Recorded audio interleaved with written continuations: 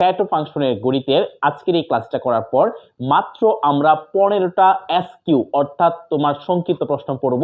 এই 15টা সংক্ষিপ্ত প্রশ্ন আর গুণে মাত্র চারটা সৃজনশীল করব।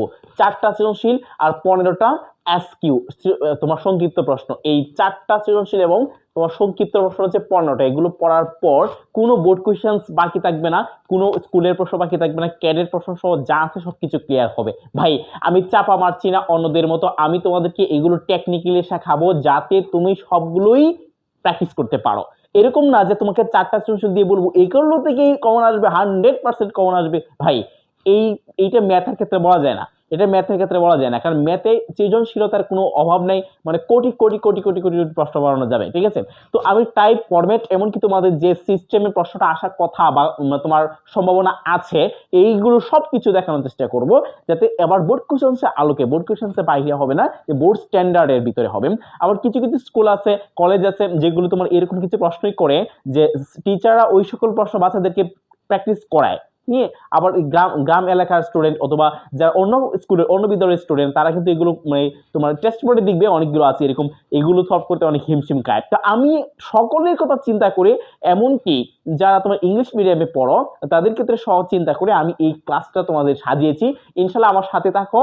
আমরা প্রথমত পড়বো হচ্ছে এই যে এই 6টা, 1 থেকে শুরু করে 6টা সংক্ষিপ্ত প্রশ্ন। দেখো খেয়াল করে, এই যে 1 নাম্বার যে সংক্ষিপ্ত প্রশ্নটা আছে এখানে তোমার 2টা প্রশ্ন আছে, তার মানে আলটিমেটলি আমরা এখানে 7টা প্রশ্ন পড়ছি। এই 7টা প্রশ্নের সবগুলো কিন্তু কোনো কোনো বোর্ডে আসছে। আর কথা হচ্ছে এই 7টা প্রশ্ন পড়ে মাত্র আমরা কয়টা পড়বো? 7টা প্রশ্ন, 8টা প্রশ্ন পড়বো। এই মোট 15টা এসকিউ, 15টা এসকিউ পড়লে অর্থাৎ সংক্ষিপ্ত প্রশ্ন পড়লে এই অধ্যায়ের যত সংক্ষিপ্ত প্রশ্ন আর ক মানে জ্ঞানমূলক আছে, এই যে এসকিউ এসকিউ আর হচ্ছে ক নাম্বার এই জ্ঞানমূলক, এই দুইটাই তোমার কি হবে? কভার হয়ে যাবে মাত্র এই 15টা পড়লেই হবে। হ্যাঁ, এই 15টা কি স্যার বা ভাইয়া একদম হুবহু কমন আসবে এই গ্যারেন্টি তোমাকে আমি দিতে পারবো না। কেউ যদি এই গ্যারেন্টি দেয় তাহলে নির্ঘাত দুর্নীতিবাজ। আর হ্যাঁ, 1-2টা তোমার হঠাৎ খুঁটিনাটি কম পড়ে যেতে পারে, এতে কিন্তু একেবারে খুব বেশি তোমার যে আনন্দিত হওয়ার কিছু নাই। টেস্ট পরীক্ষায় বা স্কুলের পরীক্ষায় বা কোনো ক্লাস টেস্টে এগুলো কমন চলে আসা এইটা কোনো আহামরি কোনো ব্যাপার না, কিন্তু বোর্ড পরীক্ষার প্রশ্নগুলো ইউনিক হয় প্রতি বছর, বেশিরভাগ প্রশ্ন ইউনিক হয়, রিপিটেশন খুব কম হয়, এখন আপগ্রেড প্রশ্ন হয়। এই আপগ্রেড রিপিটেশন হয় না, আপগ্রেড প্রশ্ন হয় যেহেতু তোমার নতুনত্বের সাথে ইউনিক প্রশ্নের সাথে তোমাকে কাপ খাইয়ে তোমার নিজের দক্ষতা এরকম ভাবে তুলতে হবে যাতে যে কোনো ধরনের প্রশ্ন হোক এই রিল থেকে আসলে তুমি পারো। তো এইটা হচ্ছে দক্ষতা। তো ওই দক্ষতার জন্য তোমার প্রয়োজন হচ্ছে বেসিকের জন্য আমাদের আলাদা একটা ক্লাস আছে, ওই ক্লাসটা তোমরা দেখে নিবা, আমরা ডেসক্রিপশনের নিচে কমেন্টে এইটা দিয়ে দিব। ওকে, তো আমরা প্রথম থেকে এইটা আমরা সলভ করা শুরু করি। দেখো এইটা সলভ করা শুরু করি, তো দেখতে পাচ্ছ আশা করি তোমরা। তো প্রথম যে প্রশ্নটা আছে দেখো তো, প্রথম প্রশ্নটা কি? প্রথম প্রশ্ন হচ্ছে সি ইকুয়াল হচ্ছে a, b, d ইকুয়াল হচ্ছে 1 2 a, b। দেখো এখানে বলছে সি এবং ডি এই দুইটা ক্রস গুণন বের করতে বলছে আমাদের, ক্রস অর্থাৎ তাদের ক্রমজোড়টা আমরা বের করব। আচ্ছা, তো আমরা যদি তাদের তোমার ক্রস করি তাহলে দেখো এইদিকে কি হয়। আমি 1 নাম্বার করছি, তো 1 নাম্বারের আই করছি, 1 নাম্বারের আই মানে 1 নাম্বারের প্রথমটা, 1 নাম্বারের একটা। দেখো এদিকে দেওয়া আছে তোমার কি দেওয়া, তো আমি সাজায় লিখবো না, জাস্ট খালি মেইন থিমটা করবো, না হয়তো বা এই হিউজ পরিমাণ ম্যাথ করা সম্ভব না, আমি মেইন থিম লিখবো, তুমি সাজায় করবে, ঠিক আছে। তো দেখো এখানে দেওয়া আছে কি, দেওয়া আছে এই যে আমি সংক্ষিপ্ত করে লিখলাম, দেওয়া আছে প্রত্যেকটা ক্ষেত্রে হয়তো বা এরকম লিখতে পারি, দেওয়া আছে এই যে দেয়া মানে দেওয়া আছে, ঠিক আছে। সি সমান সমান কি বলতো, সি সমান সমান হচ্ছে a, b এবং দেয়া আছে হচ্ছে d ইকুয়াল হচ্ছে তোমার এখানে দেয়া আছে 1, 2, a, b। আচ্ছা, এখন তুমি খেয়াল করে দেখো বলছে হচ্ছে তোমার সি ক্রস ডি অর্থাৎ সি ক্রস ডি, হ্যাঁ, a, b ক্রস হচ্ছে 1, 2, a, b। এখন ক্রস গুণন কিভাবে করে দেখো, ক্রস গুণন করার সিস্টেমটা হচ্ছে, হ্যাঁ, অনেকে মনে করতে পারো যে 1 a কে ওই a মানে a কে a এরকম হবে, বিপরীতটা কিন্তু এরকম না। এর সাথে 1 কিন্তু এটা গুণ আকারে না, এগুলো ক্রমজোড় বা পেয়ার আকারে থাকবে, ঠিক আছে। তো এখন তোমার দেখো ওইদিকে এটা হবে, প্রথমের যে উপাদানটা আছে প্রথমে লিখবে। দেখো ফার্স্টে এখানে a আছে, এর সাথে 1 লিখবে, তারপর তুমি ফার্স্ট ব্র্যাকেটে এগুলো আবদ্ধ করে দিবে, কারণ ক্রমজোড়কে আমরা ফার্স্ট ব্র্যাকেটে আবদ্ধ করি। তারপরে দেখো এর সাথে আবার কি হবে 2, মানে ফার্স্টে তুমি যেটা রেখে নিবে x এর মানটা অর্থাৎ প্রথম মানটা, এটার সাথে সব পুরোটা নিবা, আবার এরপরে যেটা নেবে এটার সাথে পুরোটা নিবা। তাহলে দেখো এদিকে আবার এর সাথে কি হবে বলো তো, এর সাথে হবে 2, আবার হবে এখানে হবে এর সাথে হচ্ছে এ, তারপরে হচ্ছে এর সাথে বি, এর সাথে তোমার কি বি, এর সাথে হচ্ছে বি। আচ্ছা, তাহলে আলটিমেটলি তোমার এখানে ফার্স্ট এর যে ব্যাপারটা আছে এটা চলে গেল। আচ্ছা, মাঝখানে একটা কথা বলিনি, দেখো এই যে প্রশ্নটা আর এই প্রশ্নটা কিন্তু এই প্রশ্নগুলো কিন্তু হুবহু নাই। আবার বলছি, তুমি যদি মনে করো যে হ্যাঁ এই প্রশ্নগুলো কি আসলে হুবহু আছে, না হুবহু নাও থাকতে পারে, কিন্তু এগুলোর মতোই। অর্থাৎ তোমার হচ্ছে এই ম্যাথটা করার পর, এই ম্যাথটা করার পর তুমি এখানে এই তোমার কুমিল্লা বোর্ড মানে এই চট্টগ্রাম বোর্ড 2025 বা Jessore board 2025, Dhaka board 2025, Sylhet board 2020, তারপরে তোমার হচ্ছে এখানে বরিশাল বোর্ড 2025, এরকম এগুলো তুমি এই টাইপেরই পাবা, এইরকম পাবা। হয়তো বা হুবহু প্রশ্ন নাও থাকতে পারে, আমি মানে একটা প্রশ্ন দিয়ে দুই তিনটা বোঝানোর স্বার্থে হয়তো বা সাইডে এরকম ব্র্যাকেট দিয়ে লিখে দিচ্ছি, এগুলো তুমি বুঝে নিবে, ঠিক আছে। তো এরপরে দেখো এখানে হচ্ছে বি কমা 1, তারপরে হচ্ছে তোমার কত বলতো বি কমা 2, তারপরে কত বলতো বি কমা এ, তারপরে হচ্ছে এরপরে হচ্ছে বি কমা বি। হ্যাঁ, ওকে। এখন এই সবটা মিলে কিন্তু একটা সেট, যেহেতু সবটা মিলে একটা সেট, এই জন্য এই পাশে একটা এই বন্ধন দিয়ে সেকেন্ড ব্র্যাকেট, আবার এই পাশে একটা সেকেন্ড ব্র্যাকেট দিয়ে দিলাম, ঠিক আছে। তো আশা করি তোমরা আমার কথাগুলো বুঝতে পারছো। তো এখন আমরা দেখবো হচ্ছে এরপরে ম্যাথটা। তো যাদের বেসিক প্রয়োজন যে না ভাই আমি একদম সরাসরি এগুলো বুঝতেছি না, দেখো আমরা কিন্তু একদম জিরো থেকে শুরু করেছি, একদম ছোট একদম সহজ একটা ম্যাথ থেকে শুরু করেছি, আস্তে আস্তে কিন্তু আমরা জটিল কঠিন ম্যাথের দিকে ধাবিত হব, ঠিক আছে। তো এখন যে 6টা দেখতে পাচ্ছ, যেরকম যে টাইপের বা যতটুকু তোমার কাছে কমফর্ট ফিল হবে, এরপরে আস্তে আস্তে যত কঠিন তোমার কাছে এগুলো কমফর্ট ফিল হওয়ার কথা। হ্যাঁ, ওকে। তো তারপর দেখো আমরা এক নাম্বারটা করে ফেললাম, দেওয়া আছে সি সমান সমান ডি সমান সমান, এখন আমরা ক্রস গুণটা করে ফেললাম। তারপরে আমরা দেখি হচ্ছে 2 নাম্বার প্রশ্নটা কি বলেছে। 2 নাম্বার প্রশ্নটা বলছে হচ্ছে পি পি মানে power of P C intersection D, অর্থাৎ আমাদের সি এবং ডি ইন্টারসেকশন ফার্স্টে তোমাকে বের করতে হবে। সি এবং ডি ইন্টারসেকশন বের করার পর ওটার পাওয়ার সেট বা শক্তি সেট নির্ণয় করতে হবে। আচ্ছা, তাহলে সি এবং ডি ইন্টারসেকশন সেট আমরা বের করে ফেলি। সি, দেখো এদিকে সি সমান সমান কি আছে এখানে, এই যে 2 নাম্বারটা করছি এখন। দেখো এদিকে সি সমান সমান কি দেওয়া আছে, সি সমান সমান দেওয়া আছে যে এ কমা বি, আর ডি সমান সমান দেওয়া হচ্ছে 1 কমা 2 কমা এ কমা বি, ঠিক আছে। ওকে, এখন বলছে তাদের ভিতরে ইন্টারসেকশন, তাহলে তুমি কি করবে, এই ভিতরে যে তোমার কাজটা আছে, ভিতরের কাজটা তুমি আগেই করে ফেলবে, ভিতরের কাজটা তুমি আগেই করে ফেলবে। তো ভিতরের কাজটা যদি আগে করে দাও, সি ইন্টারসেকশন ডি আগে বের করতে হবে, তাহলে আমরা সি ইন্টারসেকশন ডি বের করি। সুতরাং C intersection D, C intersection D. আচ্ছা, ইন্টারসেকশন শব্দের অর্থ কি বলতো, এই যে চিহ্নটা আছে এটাকে বলা হয় কি তোমার ইন্টারসেকশন, এটাকে বলা হয় কি ইন্টারসেকশন শব্দের অর্থ কি বলতো, ইন্টারসেকশন শব্দের অর্থ অনলি কমন, অনলি কমন, অর্থাৎ শুধুমাত্র যে উপাদানগুলো মিলবে, একটা একটার সাথে মিলবে ওটাই নিবা, বাকিগুলো নিবে না। আচ্ছা, তাহলে তুমি এখানে দেখো ইন্টারসেকশন যদি অনলি কমন হয়, এই চিহ্নটা যদি অনলি কমন হয়, তাহলে এখন আমরা এই পাশে দেখো কি কি কমন আছে দেখাই যাচ্ছে, দূর থেকে বোঝা যাচ্ছে, বুঝতে পারছো কি কি কমন থাকবে এখানে। তো এখানে কমন আছে কি কি বলতো, এ এবং বি, এই যে এখানে এ আছে আর এখানে বি আছে, তারপরে মাঝখানে যদি আমি ইন্টারসেকশন দেই তাহলে 1 কমা 2 কমা এ কমা বি। ইন্টারসেকশন মানে কি, এই চিহ্নটা শব্দের অর্থ হচ্ছে তোমার অনলি কমন, যেহেতু অনলি কমন তাহলে তুমি অনলি কমন এখানে নিয়ে নাও। দেখো এখানে এ বি আছে, এখানে এ বি আছে, 1 2 কিন্তু দুইটার ক্ষেত্রে নাই, যেহেতু দুইটার ক্ষেত্রে নাই অর্থাৎ 1 2 আমি নিব না, ঠিক আছে। তাহলে এখানে হবে এ, তারপর হচ্ছে তোমার বি, এই হচ্ছে তোমার সি ইন্টারসেকশন ডি এর মান। সি ইন্টারসেকশন ডি এর মান এখন কয়টা উপাদান বেরোলো, এখানে 2টা উপাদান বেরোলো। এখন আমরা এটার পাওয়ার সেট বা শক্তি সেট বের করব। আচ্ছা, তাহলে আমি একটু সংক্ষিপ্তভাবে তোমাদেরকে শক্তি সেটের একটু কনসেপশনটা দিয়ে দিই। দেখো, শক্তি সেট হচ্ছে কোন একটা সেট থেকে যতগুলো উপাদান মানে আলাদা তোমার উপসেট বের করা যায়, কোন একটা সেট থেকে যত সংখ্যক উপসেট বের করা যায়, ওই সবগুলো উপসেটকে নিয়ে একটা সেট গঠন করা যায়, ঠিক আছে। ওই সবগুলো উপাদান নিয়ে যে একটা বড় সেট হয়, বড় সেটটাকে হচ্ছে এই ছোট সেটের শক্তি সেট বা পাওয়ার সেট বলা হয়। তাহলে দেখো এদিকে এখানে এই যে তোমার সেট আছে P intersection D, C intersection D, এইটার তোমার পাওয়ার সেটটা কি হবে, এই দুইটার পাওয়ার সেট, ঠিক আছে না। সুতরাং আমি এখন এই যে লিখছি, দেখো এইদিকে আমি লিখছি হচ্ছে power of C intersection D equal, দেখো এদিকে প্রথমে কি করবে, প্রথমে হচ্ছে প্রত্যেকটা উপাদানকে তুমি আলাদা আলাদা ভাবে লিখবে। দেখো উপাদানগুলোকে আলাদাভাবে লিখছি, এই যে এ, তারপর হচ্ছে বি, তারপর তুমি কি করবে, প্রত্যেকটা উপাদানকে আবার যেহেতু এখানে দুইটা, মাত্র দুইটা, তাহলে খুবই ইজি। তুমি এখন দুইটা লিখবে, জাস্ট করে দুইটা লিখে ফেলো। হ্যাঁ, এখন আরেকটা কথা আছে, সেটা হচ্ছে পাওয়ার সেটের ক্ষেত্রে আমরা কি জানি, বা উপসেট নির্ণয়ের ক্ষেত্রে আমরা সবাই জানি যে এমটি সেট অর্থাৎ তোমার ফাঁকা সেট যে আছে, ফাঁকা সেট কিন্তু সকল সেটের উপসেট হয়, ফাঁকা সেট সকল সেটের উপসেট হয়। তাহলে এখানেও কিন্তু ফাঁকা সেট থাকবে, তাহলে এই যে ফাঁকা সেট চলে আসলো, ঠিক আছে। ওকে, এখন অনেকে কি করবে, এই জায়গায় তোমার এই উত্তরটা লিখে দিবে, এই পর্যন্তই রাখবে, কিন্তু এই পর্যন্ত যদি কেউ রাখে তাহলে কিন্তু তার পাওয়ার সেটটা হয়নি, তার পাওয়ার সেট কিন্তু ভুল হয়েছে। কারণ এখন সে যেটা বের করছে, আমি যেটা বের করলাম, এটা কিন্তু তোমার পাওয়ার সেট নয়, এটা একটা হচ্ছে একটা সেটের উপসেট। আর এই সবটা উপসেট নিয়ে যখন একটা সেট গঠন করা যায় তখন তাকে বলা হয় শক্তি সেট। তো তোমরা পরীক্ষায় এই ভুলটা কেউ করবে না যে শুধুমাত্র এই যে এইগুলো ব্র্যাকেট বন্দি করে পুরোটা তুমি ব্র্যাকেট করলা না, তাহলে কিন্তু তুমি বিপদে পড়বা, মার্কস 1-2 নাম্বার কিটও দিতে পারে, ঠিক আছে।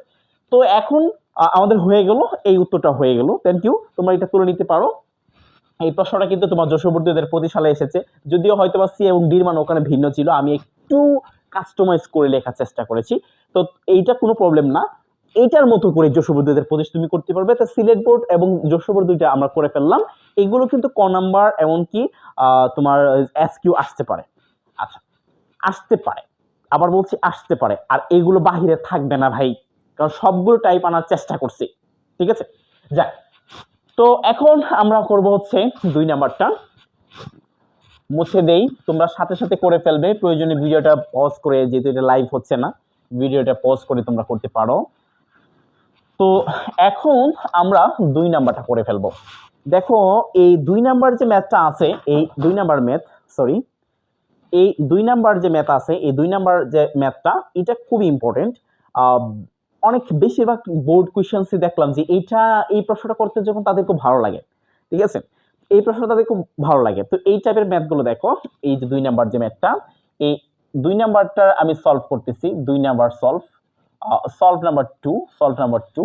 দেখো এখানে দেওয়া আছে কি, দেওয়া আছে হচ্ছে a ইকুয়াল হচ্ছে x belongs to n such that x square minus 40x plus 24 equal হচ্ছে তোমার 0। আচ্ছা, তো যারা এগুলো পড়তে পারো বা মোটামুটি বুঝো তাদের জন্য ভালো। দেখো এখানে n শব্দের অর্থ হচ্ছে তোমার কি ন্যাচারাল নাম্বার বা স্বাভাবিক সংখ্যা, অর্থাৎ এখানে বোঝাচ্ছে এইটাই যে x এর উপাদানগুলো কোথায় আছে বলতো, স্বাভাবিক সংখ্যায় আছে বা n এ আছে। তো x এর উপাদানগুলো যদি তোমার স্বাভাবিক সংখ্যায় থাকে, তাহলে আমরা যে সমীকরণটা দেয়া আছে এই সমীকরণটা সলভ করার পরে যে মানগুলো পাবো, যদি সেগুলো স্বাভাবিক সংখ্যার অন্তর্ভুক্ত হয় তাহলে আমরা এগুলো গ্রহণ করব, আর যদি স্বাভাবিক সংখ্যার অন্তর্ভুক্ত না হয় তাহলে কিন্তু গ্রহণ করা যাবে না। তাহলে স্বাভাবিক সংখ্যাকে আমি একটু বলে দিই, দেখো একটু বলে দিই, স্বাভাবিক সংখ্যা হচ্ছে 1 থেকে শুরু করে, এই যে আমি একটু বলছি, দেখো 1 থেকে শুরু করে সকল ধনাত্মক, হ্যাঁ, পূর্ণ সংখ্যা, ধনাত্মক কি পূর্ণ সংখ্যা, ধনাত্মক পূর্ণ সংখ্যা, ধনাত্মক কি পূর্ণ সংখ্যা, ভগ্নাংশ হলে হবে না, যেমন 1/2 হলে হবে না, 3/2 হলে হবে না, 5/2 হলে হবে না, একদম পূর্ণ সংখ্যায় হতে হবে, তাহলে এটা কি হবে বলো, স্বাভাবিক সংখ্যা। ধনাত্মক হতে হবে, 1 থেকে শুরু হবে, 1 থেকে শুরু হবে, ধনাত্মক শুরু হবে, হ্যাঁ, একদম।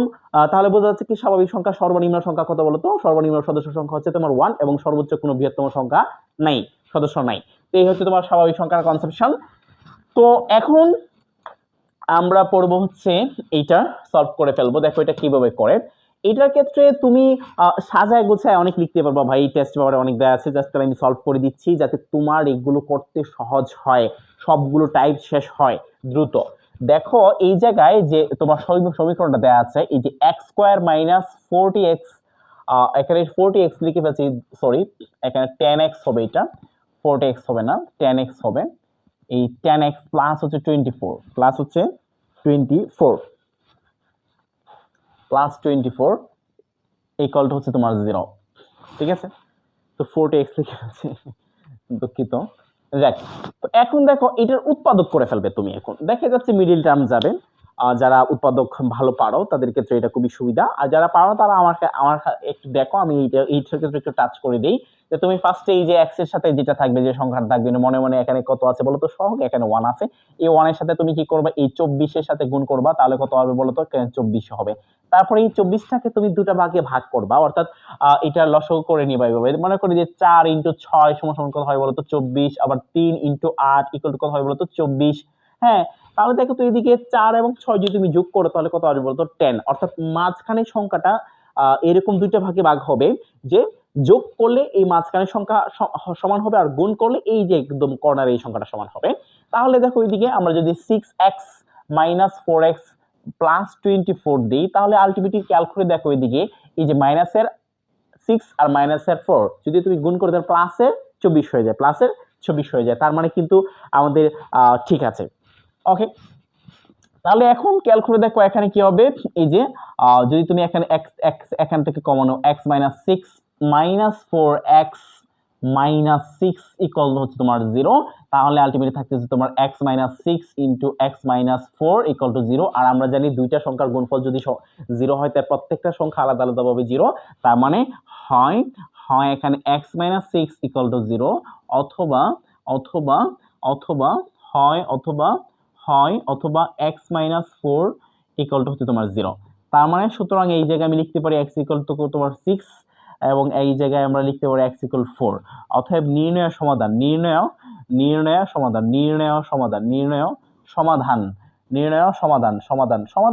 তো এখানে চাই নাই, চাইছে জাস্ট খালি এটার পুরোপুরি এর মানটা।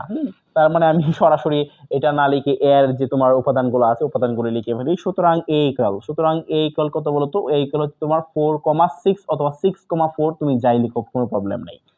আচ্ছা, তাহলে এই জায়গায় আলটিমেটলি কিভাবে এসেছে 4,6 তোমরা বুঝতে পেরেছো।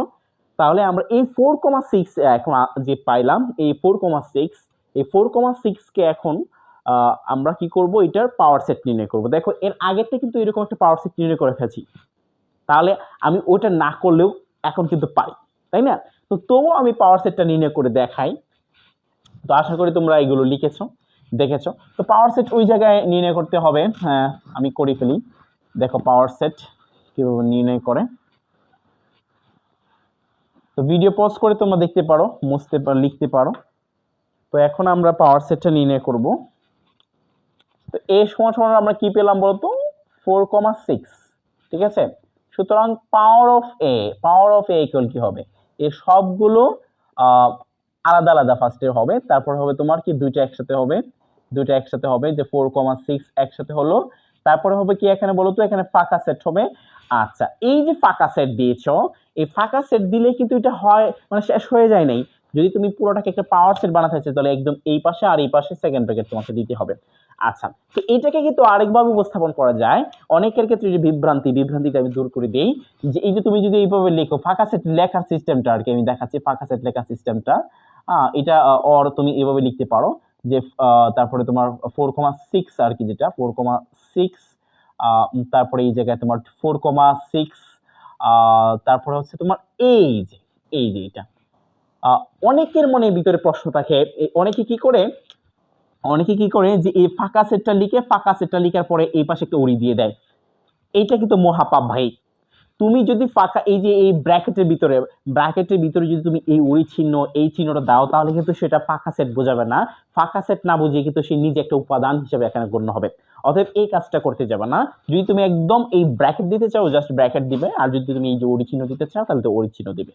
ওকে, ঠিক আছে। তো এই বিষয়গুলো খেয়াল রাখবে। দেখো তুমি কনফিডেন্সের সাথে ভুল করে চলে আসবে, এরকম হবে কনফিডেন্সের সাথে তুমি ভুল করে চলে আসছো, আর বন্ধুদের সাথে বলবো হা আমি তো সব আনসার করে আসছি, আমার 100% সব হবে, অথচ পরের পরীক্ষার পরে ডাব্বা। ঠিক আছে, যাই হোক। তো আশা করি তোমরা বুঝতে পেরেছো, তোমরা এটাও লিখে নাও। এরপরে একটা ম্যাথ আছে, 3 নাম্বার ম্যাথটা এখন আমরা করব। তো আমরা কিন্তু খুব বেশি স্পিডেও যাচ্ছি না, আবার খুব বেশি স্লো যাচ্ছি না, আমরা কিন্তু মিডিয়াম যাচ্ছি। তো মিডিয়াম এই গতিতেই যাতে আমাদের এই টপিকটা শেষ হয়।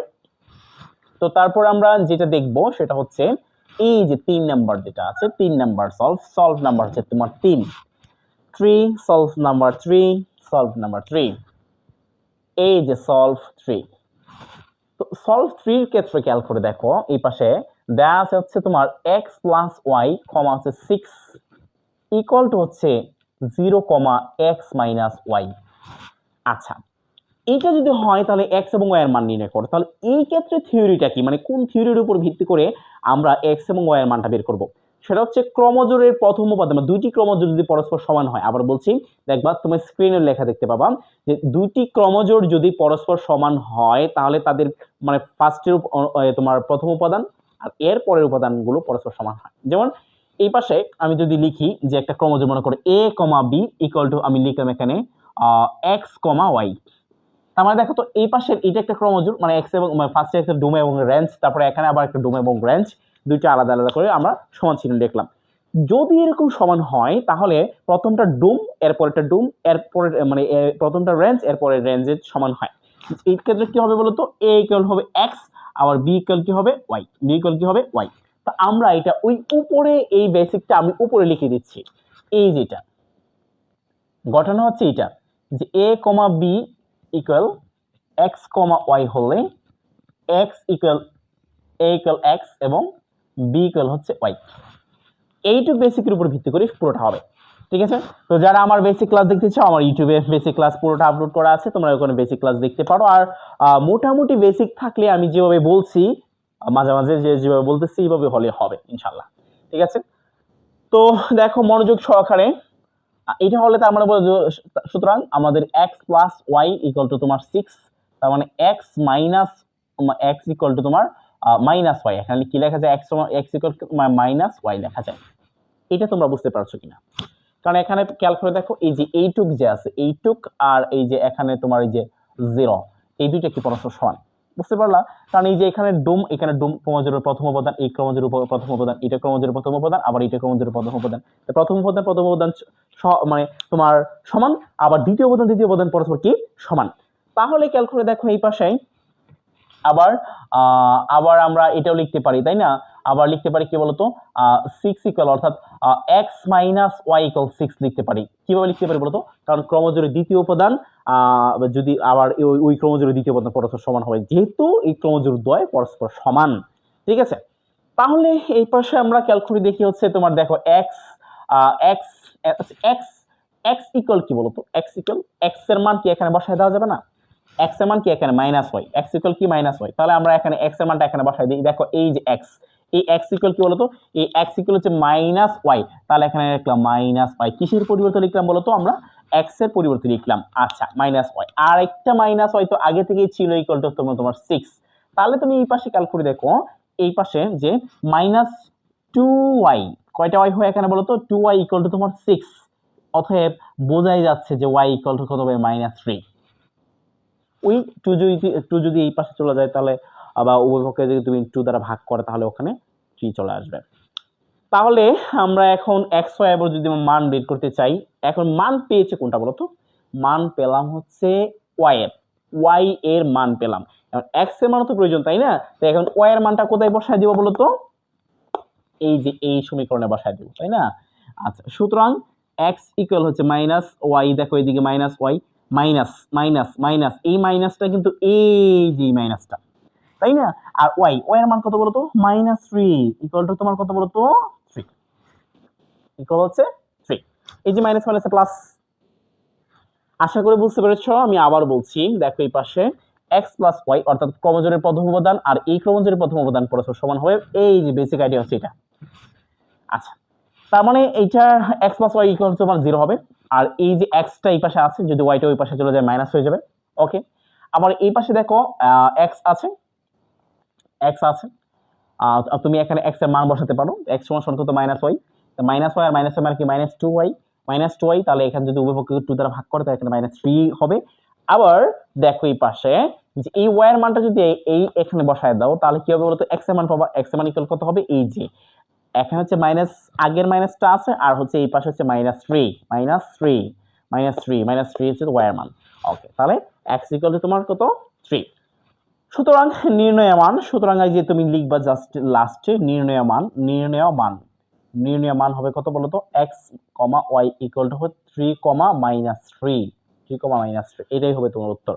তো আমরা কিন্তু আলটিমেটলি এখানে শুধুমাত্র এসকিউ করছি না, আমরা কিন্তু জ্ঞানমূলক গুলো শেষ করে ফেলছি। আমরা কি করব যে আগে তোমার এসকিউ গুলো শেষ করছি, আর জ্ঞানমূলকগুলো শেষ করেছি। এরপর খ নাম্বার আর গ নাম্বার অর্থাৎ অনুধাবন এবং প্রয়োগ, অনুধাবন এবং প্রয়োগ ওগুলো একসাথে শেষ করবো। যখন আমি বোর্ড কোশ্চেন্সগুলো এরপরে লিখবো সৃজনশীলগুলো, তখন কিন্তু আমি এখানে জ্ঞানমূলক একটাও লিখবো না, কারণ জ্ঞানমূলক যা আছে সব আগেই কভার হয়ে যাবে তোমার এই এসকিউ এর সাথে। ঠিক আছে, তো দেখো আশা করি বুঝতে পেরেছ। তো এই ক্যালকুলেশন তুমি অন্যভাবে করতে পারো, তুমি চাইলে এখানকার ওয়াইটা ওই পাশে নিয়ে নিতে পারো, তারপর এখানে ক্যালকুলেশন করবে, ওই যে লাউ সে কদুই হবে। ঠিক আছে, পুরোটা তোমার ক্যালকুলেশন দক্ষতার উপর নির্ভর করবে আমি মনে করি। তো এখন আমরা এরপরেরটাতে চলে যাব। তো এখন এরপরে কি আছে, এরপরে হচ্ছে 4 নাম্বার ম্যাথটা। তো 4 নাম্বার ম্যাথের ক্ষেত্রে যদি আমরা চলে যাই, দেখো 4 নাম্বার খুবই ইজি, এইগুলো ভাওতাবাজির ম্যাথ। আমি মনে করি যে এসএসসি লেভেলে এই ধরনের ম্যাথ দেওয়া মানে মোটেও উচিত নয়, অনুচিত। বাচ্চাদেরকে এগুলো আচ্ছা ফাও নাম্বার দেওয়া, হ্যাঁ ফাও নাম্বার দেওয়া, এগুলো কোনো আমি মনে করি না যে এগুলো দিয়ে সেটা কি বলবো। আর যাই হোক, তো এখান থেকে তো আমাদের মার্ক গেইন করতে হয়, তাই না? ওকে, তো function of A equal to কি দেয়া আছে বলো তো? এ ইকুয়াল দেয়া আছে তোমার 2a মাইনাস 1 আর হচ্ছে 2a প্লাস 1। এখন কি বলছে, বলছে হচ্ছে ফাংশন অফ এ ইকুয়াল এটা হলে function of minus 1/3 equal part. তার মানে বোঝা গেল যে এই ফাংশন অফ এ অর্থাৎ এ জায়গায় তুমি কি বসাই দিবা, জাস্ট খালি মাইনাস 1/3। ওকে, সুতরাং minus 1/3 function of minus 1/3 equal part. এই ক্ষেত্রে তুমি কি করবে, জাস্ট খালি এই জায়গায় যে জায়গা যেটা এখানে এ আছে ওখানে কি করবে, মাইনাস 1/3 বসায় দিবা। ওকে, আমি বসায় দিচ্ছি। দেখো এইদিকে 2 ইন্টু কি হবে, 2 ইন্টু মাইনাস 1/3 মাইনাস 1, এটা কিন্তু মাইনাস 1, সরি মাইনাস 1। তারপর হচ্ছে তোমার এখানে 2 ইন্টু 1/3 প্লাস 1। ওকে, তাহলে এখন আমরা দেখি কি হয়, এই যে 2/3 মাইনাস 2/3 মাইনাস 1 বাই, আর এখানে কি হবে মাইনাস 2/3 প্লাস 1। ঠিক আছে, তো আমরা ক্যালকুলেশন করে ফেলি, আশা করি তোমরা ক্যালকুলেশন গুলো পারো। যারা ভগ্নাংশের ক্যালকুলেশন পারো না তাদের ক্ষেত্রে কিছু বলার নেই, তাদের ক্ষেত্রে বলার একটাই যে তুমি এখন আমার দিকে থাকাও, ভালো করে খাতা কলম নিয়ে বসো, স্কিপ করবে না, কোনো কিছু স্কিপ করবে না। আশা করি ভালো কিছু দেওয়ার চেষ্টা করছি। ঠিক আছে, তো অনেকেই এই কাজটা পারে না, বিশেষ করে যারা আর্টস পড়ো, ম্যাথের সাথে তেমন কোনো দেখাশোনা নাই, এখন পরীক্ষা চলে আসছে, আমার ভিডিওটা দেখতে আসছো, তাদের ক্ষেত্রে এরকমটা হয়। দেখ উপরে দেখো একটা লসাগু হবে, এই যে 1 এর নিচে মনে মনে কত আছে বলো তো, 1 আর হচ্ছে তোমার 3, লসাগু কত বলো তো 3। তারপরে এখানে এই 3 এর সাথে আগে এই 3 কি করো, ভাগ করবা। এই স্টেপগুলো আমি দেখাচ্ছি, স্টেপগুলো আচ্ছা পরে দেখাচ্ছি। এই 3 এর সাথে এই 3 ভাগ করলে কত হয় বলো তো, 1। আবার এই উপরে যে সংখ্যাটা আছে এটা কি -2, -2 এর সাথে যদি তুমি 1 গুণ করো তাহলে কত আসবে, -2। তার মানে উপরে কত আসবে, -2। আবার এই দেখো 1 এর নিচে মনে মনে কত আছে বলো তো, 1 এর নিচে মনে মনে আছে হচ্ছে -1, এখানে -1 এর নিচে মনে মনে কত আছে, 1। এই 1 এই 3 কে যদি তুমি 1 দ্বারা ভাগ করো তাহলে কত পাবা, 3। আর এই 3 আর এই -1 এর সাথে কি হবে, গুণ হবে। তাহলে এখানে যদি গুণ করো তাহলে কি হবে, -3।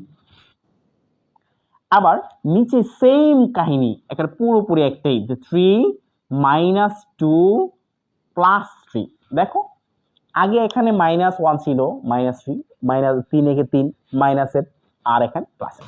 ওকে, শেষ, এখানেই শেষ, এখানেই পুরোপুরি শেষ, খেলা খতম করে দিলাম, তো তারপরে হচ্ছে তোমার এখানে এইটা, আর এখানে হচ্ছে 1, এখানে 1/3 বোঝা যাচ্ছে, এখানে 5 আর এখানে এটা। ওকে, এখন তোমরা কি জানো যে নিচে যে হর কাটা যায়, লব কাটা যায়, এগুলো তোমরা বুঝে ফেলার কথা। তো আমি একদম শর্টকাটে করতেছি, কেমনে করতেছি ওই পাশে আমি আগে একটু দেখে তারপরে নিচে শর্টকাটে লিখতেছি। দেখো এটা হবে এই যে 5/3 ইন্টু এই যে এটা যদি এই দিকে যায় তাহলে উল্টে যাবে, তাহলে 3 উপরে চলে যাবে, 1 নিচে চলে আসবে, 3 কাটা যাবে, তার মানে কি বলো, -5। উত্তর কত এটার, -5।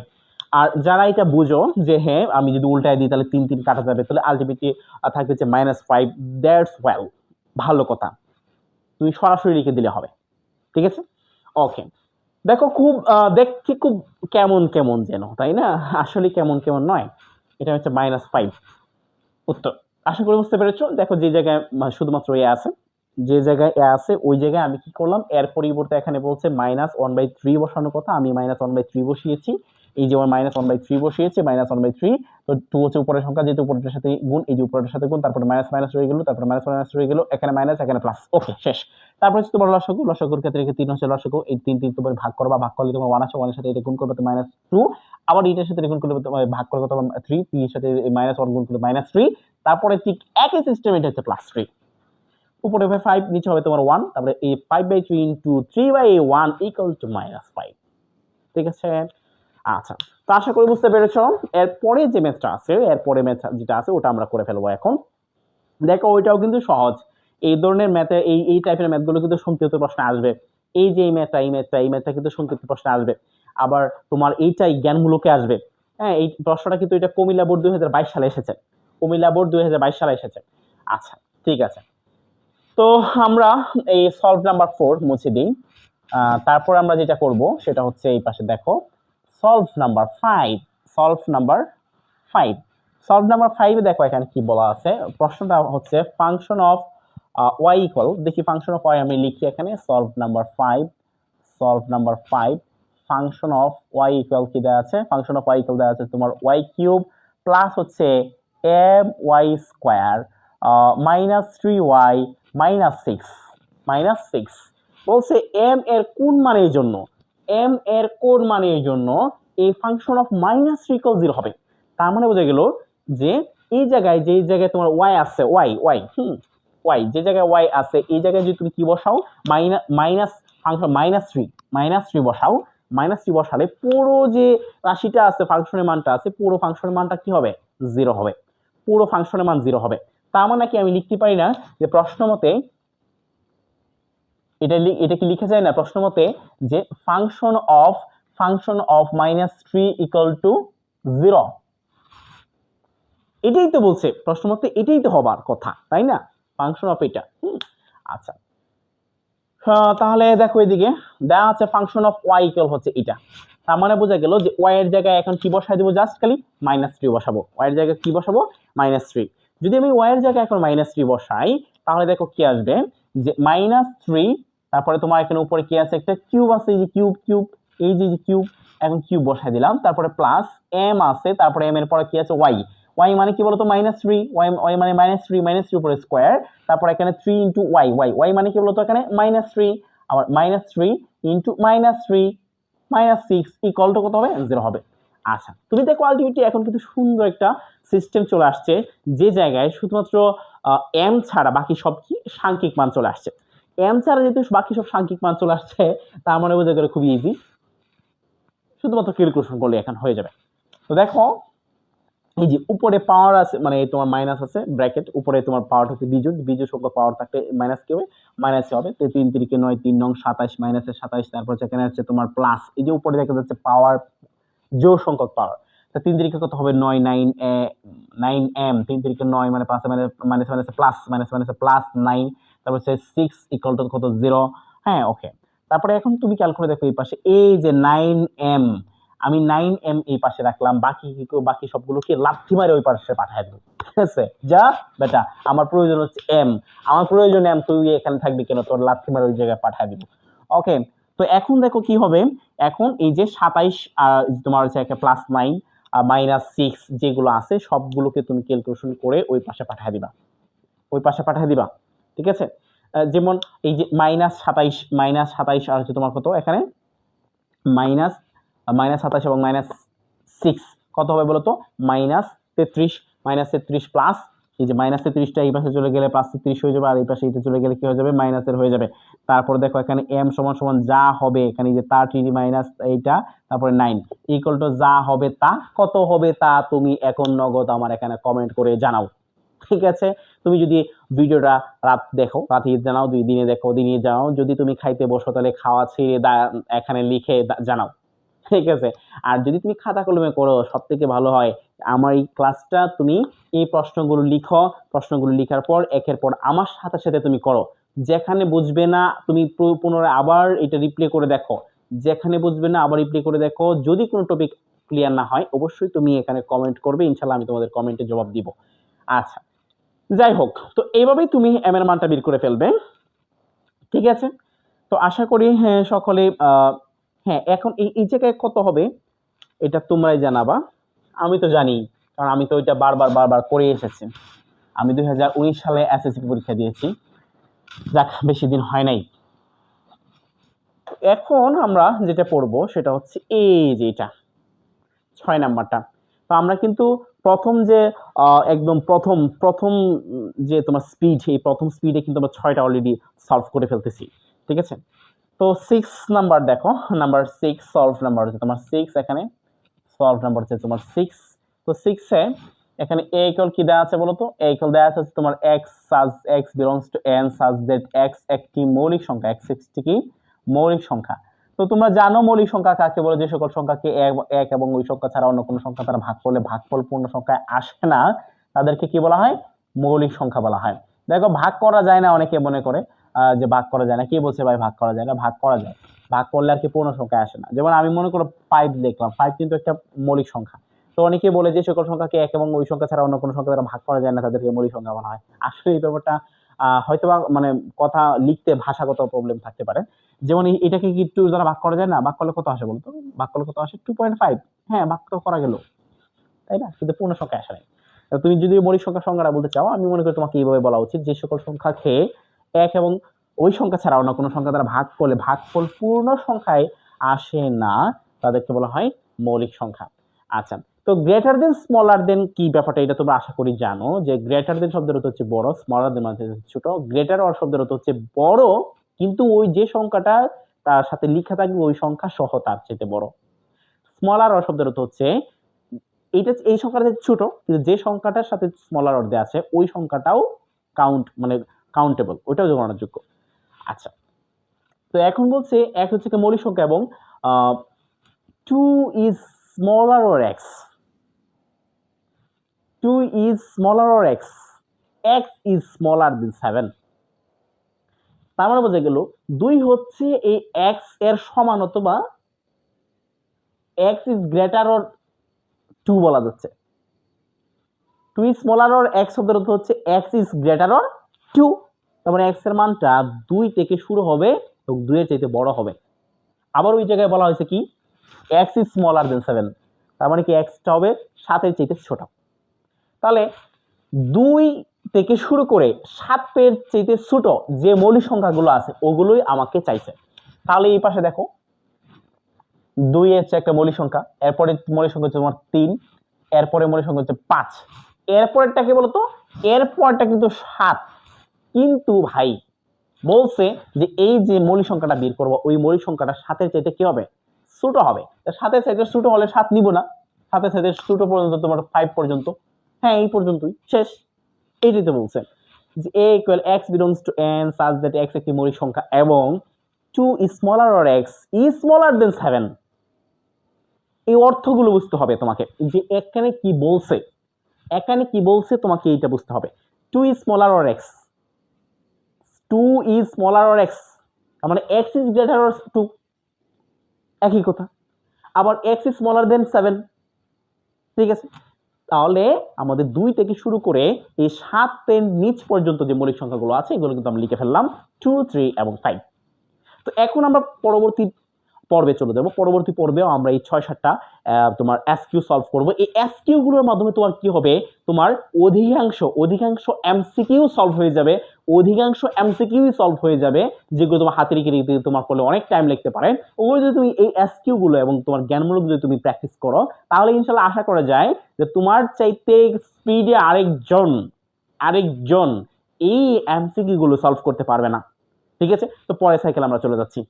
তো এখন এসকিউ এবং হচ্ছে তোমার জ্ঞানমূলক প্রশ্ন যেগুলো আছে এইটার দ্বিতীয় পর্বে তোমাদেরকে স্বাগত। দ্বিতীয় পর্বে দেখো এখন আমরা দেখছি হচ্ছে এখন 3টা প্রশ্ন এখানে দেখবো। দেখো a ইকুয়াল দেওয়া হচ্ছে -3 -1 -1 0, তারপর হচ্ছে 1 -3 -2 -1 0 1।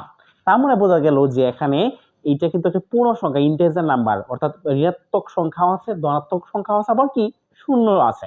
আর তাহলে আমরা পূর্ণ সংখ্যাটা কি জানি? আমরা জানি যে শূন্য সহ সকল ধনাত্মক এবং ঋণাত্মক সংখ্যা সমূহকে আমরা পূর্ণ সংখ্যা বলা হয়। যে পূর্ণ সংখ্যার সেটকে আমরা জেড দ্বারা প্রকাশ করি। জেড সমান কি বলতো? জেড হচ্ছে পজিটিভ আবার নেগেটিভ, আবার মাঝখানে কি আছে? জিরো আছে, তাই না? 0 0 সহ পজিটিভ নেগেটিভ যে সংখ্যাগুলো আছে এগুলোকে আমরা বলি কি পূর্ণ সংখ্যার সেট এগুলো আমরা কি বলি পূর্ণ সংখ্যার সেট আচ্ছা ঠিক আছে তাহলে বলছে এইটা আমাকে কি করতে হবে এটা গঠন পদ্ধতিতে আমাদের দিতে হবে তো আমরা সলভ নাম্বার 7 করে ফেলি সলভ নাম্বার 7 দেখো এখন এখানে a সমান কি দেওয়া আছে a সমান হচ্ছে -3 -2 -1 0 1 ঠিক আছে তো এটা বোঝা গেল যে এখানে এটা হচ্ছে কি এই এর সদস্যগুলো কি বলতো এই সদস্যগুলো মানে a সেটের সদস্যগুলো a সেটের সদস্যগুলো এই a সেটের সদস্যগুলো হচ্ছে পূর্ণ সংখ্যার অন্তর্ভুক্ত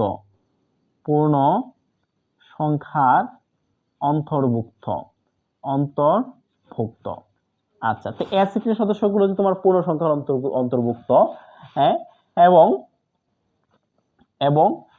-3 থেকে +1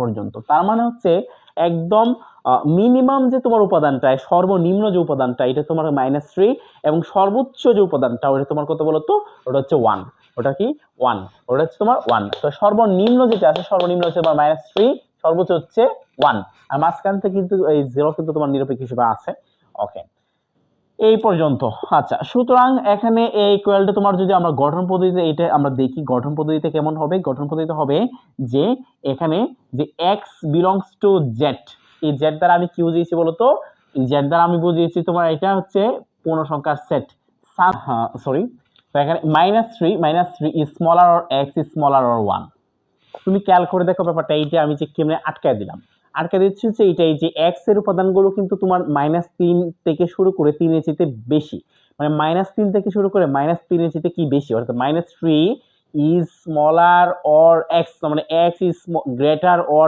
-3 x এর মানগুলো হচ্ছে -3 থেকে শুরু করে -3 এর চেয়ে বড় দেখো এখানে -3 এখানে শুরু হয়েছে -3 এর পরে কিন্তু -3 এর চেয়ে ছোট -4 কিন্তু নাই -3 এর পরে হচ্ছে তোমার -2 -1 আলটিমেটলি আসলে অ্যাকচুয়ালি হচ্ছে তোমার -3 চেয়ে -2 হচ্ছে বড় তারপরে -1 বড় তারপরে 0 তারপরে হচ্ছে 1 ওকে তাহলে আমি যদি এখানে লিখি যে -3 is smaller or x অর্থাৎ x is greater or -3 x is smaller or 1 তার মানে হচ্ছে তোমার x এর মানগুলো হচ্ছে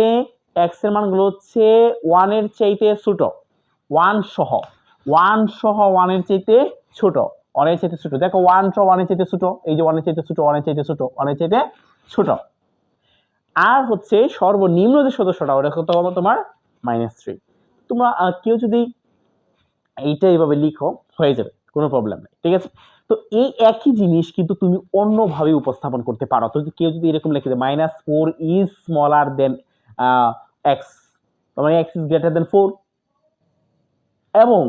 এবং x is smaller or 1 তবুও হবে ঠিক আছে তো তুমি ইচ্ছে মতো করে তোমার এটা লিখতে পারো যৌক্তিকতার সাথে যদি তুমি এগুলো লিখতে হবে অনেকে অনেকভাবে লিখতে পারে যেহেতু তোমার সৃজনশীল হয়তো এটা এইভাবে লিখতে পারে কেউ যদি এইভাবে লিখে যে -4 is smaller or x অর্থাৎ x এর মানটা হচ্ছে -4 এর চেয়ে বড় তার মানে -3 তারপর হচ্ছে এই smaller or 1 তার মানে তোমার 1 পর্যন্ত এইটাও কিন্তু কারেক্ট ঠিক আছে ওকে তো এখন আমরা যেটা পড়বো সেটা হচ্ছে এরপরে যে ম্যাথটা আছে ওটা আর আমরা এটাকে কিন্তু আমরা গঠন পদ্ধতিতে অলরেডি আমরা প্রকাশ করে ফেলছি আসলে অ্যাসেটের গঠন পদ্ধতিতে রূপ হচ্ছে এটাই তো এরপরে আমরা 8 নাম্বারটা সলভ করব ইনশাআল্লাহ 8 নাম্বারটা আমরা দেখি আলহামদুলিল্লাহ আমরা কিন্তু প্রায় 50% এর বেশি আমরা সলভ করে ফেলছি ইনশাআল্লাহ নাম্বার 8 তো 8 নাম্বার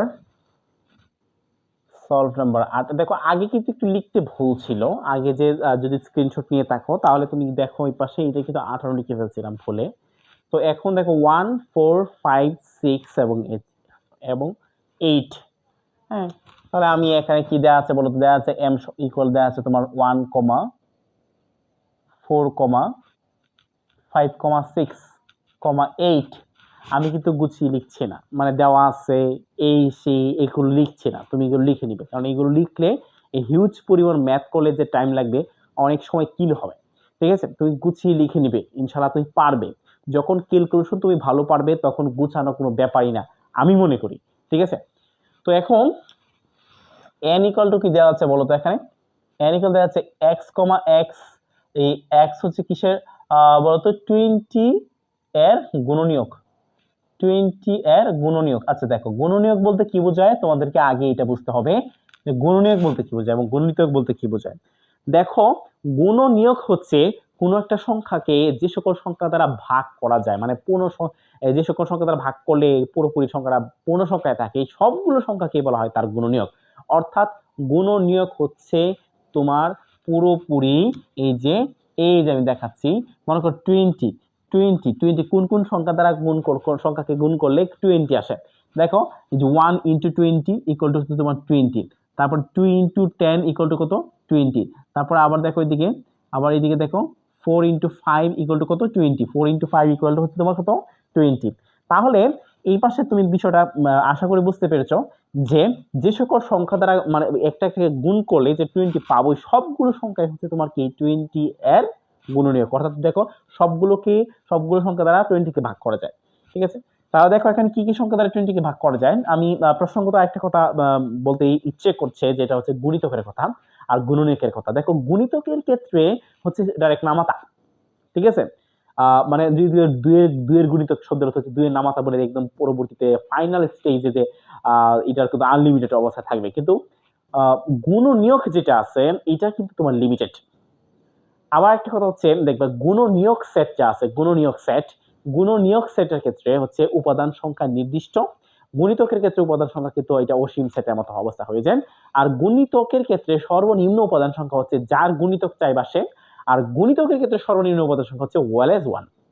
ঠিক আছে, তো এখন দেখো এটা 20 এর গুণনীয়ক কত, গুণনীয়ক হচ্ছে তোমার কত এখানে বলতো 1, তারপরে 1 এর পরে তোমার 2, 1 2 4, এই যে 1 2 4 5 10 20, সে নিজেও কিন্তু নিজের গুণনীয়ক।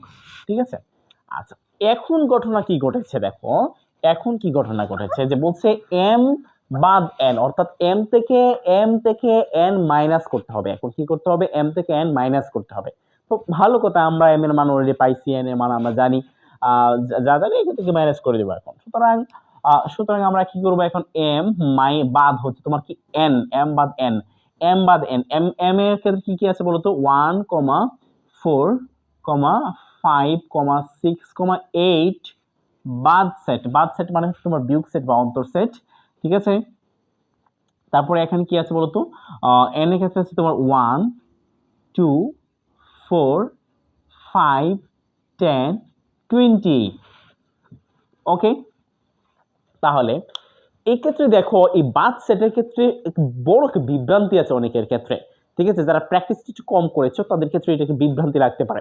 দেখো বিভ্রান্তিটা কি, এটা হচ্ছে দেখো এখানে 1 আছে, এখানে 1 আছে বাদ দিয়ে দিলাম, এখানে 4 আছে, এখানে 4 আছে বাদ দিয়ে দিলাম, এখানে 5 আছে, এখানে 5 আছে বাদ দিয়ে দিলাম, কিন্তু এই 6 এখানে নাই, তার মানে 6 বাদ দেওয়া যাবে না, 6 রয়ে গেল। কি রয়ে গেল, 6। আবার 8, এই 8 আবার এখানে নাই, তার মানে 8 এখানে রয়ে গেল। অনেকে বোকার মতো কি করে মনে করে যে এখানে তো 2ও রয়ে গেল, এই 2 তো রয়ে গেছে, তারপর 10 রয়ে গেল, 20 রয়ে গেল। না ভাই, অনেকে বোকামো করে 2 মানে 2 10 এবং 20 লিখে ফেলে।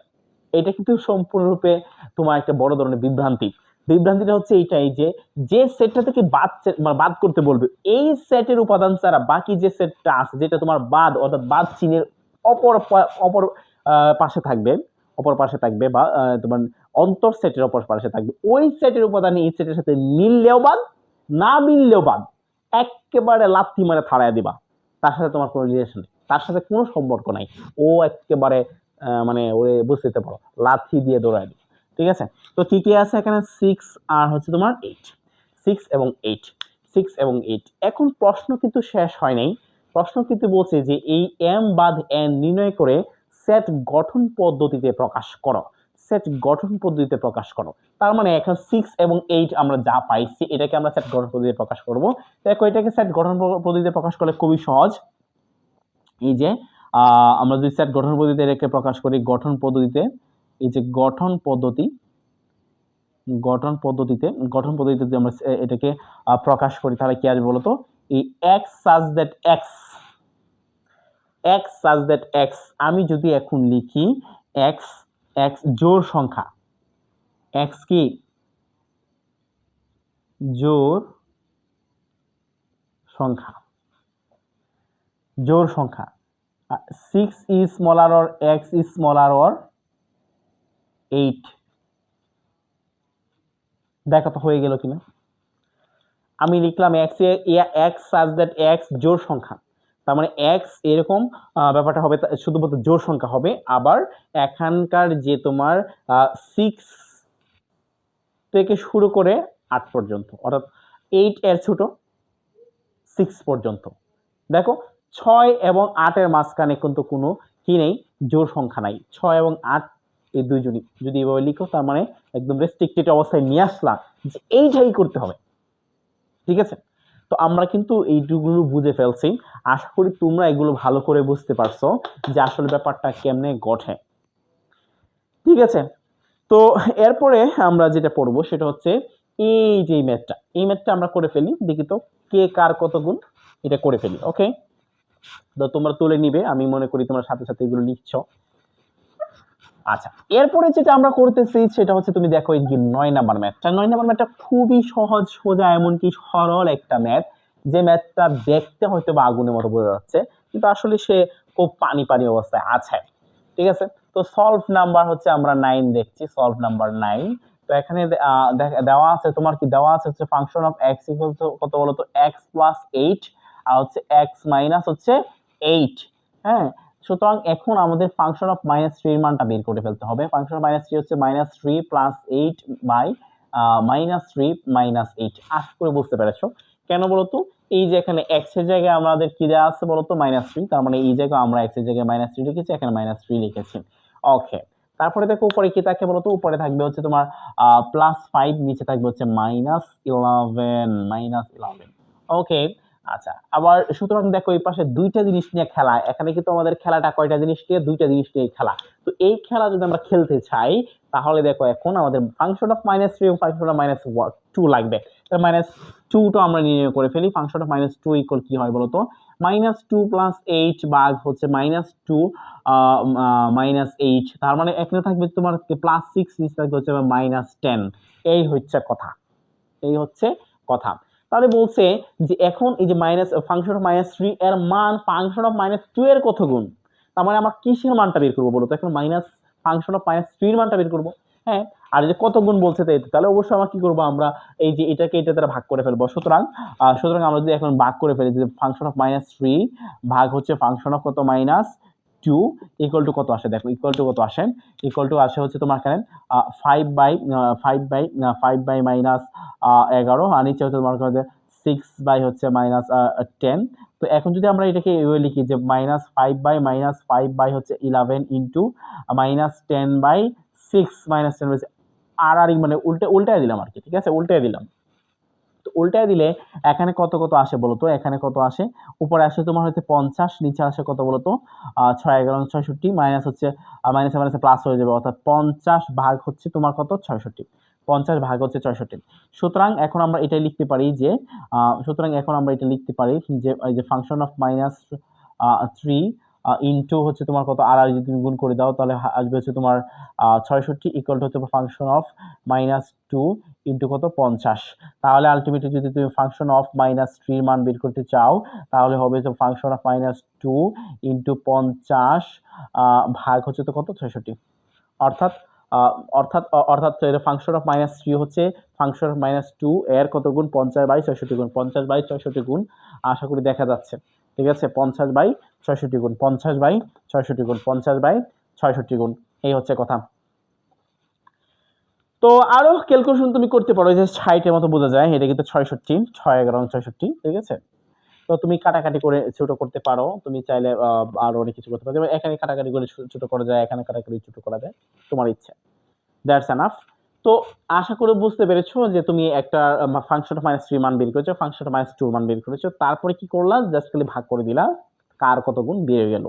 ঠিক আছে, তো এখন এই জায়গাটাতে একটু কনফিউশন থাকতে পারে অনেকের, স্যার আমরা কি function of -2 by function of 3 দিব? আরে ভাই, তুমি ইচ্ছে মতো একটা অনুপাত দাও, কোনো প্রবলেম নাই, কিন্তু তোমাকে কি চাইছে ফাংশন অফ -3 এর মান ফাংশন অফ -2 এর কত গুণ, তার মানে ফাংশন অফ -3 তোমাকে বাম পাশে রাখতে হবে, বাম পাশে রেখে তারপর ওইটা তুমি করে ফেলবে, দেখবে তুমি ফাংশন অফ -2/3 দিলে বাম পাশে ওটা দিলে ওই 50/66 আসবে।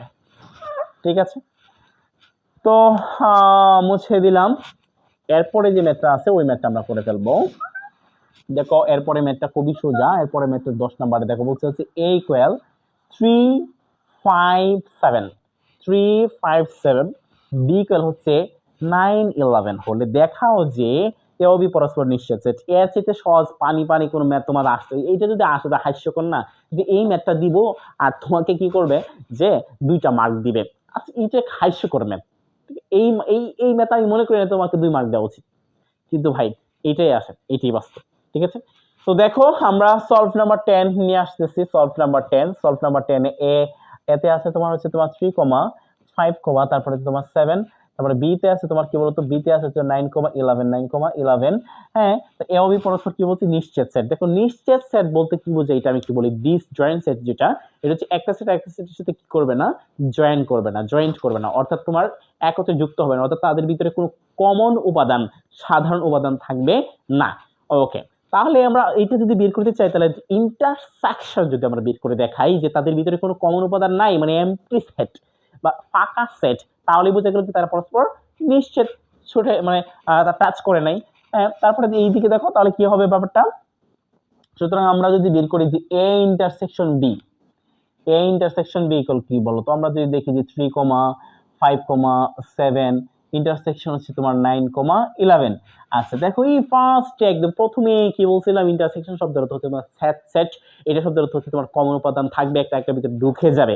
দেখো এই পাশে এখানে দেওয়া হচ্ছে 3,5, আবার ইন্টারসেকশন হচ্ছে 9,11। এই 3,5,7 9,11 এই দুটোর সাথে কোনো মিল আছে? এটার উপাদান এখানে আছে না, এটার উপাদান এখানে আছে নাই, যেহেতু তাদের ভিতরে কোনো মিল নাই, অতএব আমরা বলতে পারি এখানে যে সেটটা আছে এই সেটটা হচ্ছে ফাঁকা সেট। সেটা কি? ফাঁকা সেট। ফাঁকা সেট যেহেতু, তো এখন তুমি উত্তরটা কিভাবে লিখবে, তো ফার্স্টে আমি সাজাইলাম না, কিন্তু লাস্টে তুমি কিভাবে উত্তরটা লিখবে এটা তোমাকে একটু বলে দিচ্ছি। তুমি বলবে যেহেতু, এই যে এই কথাটা তুমি লিখে দিবে, যেহেতু এ ইন্টারসেকশন বি ইকুয়াল ফাঁকা সেট, অতএব এ ও বি পরস্পর নিশ্চিত সেট।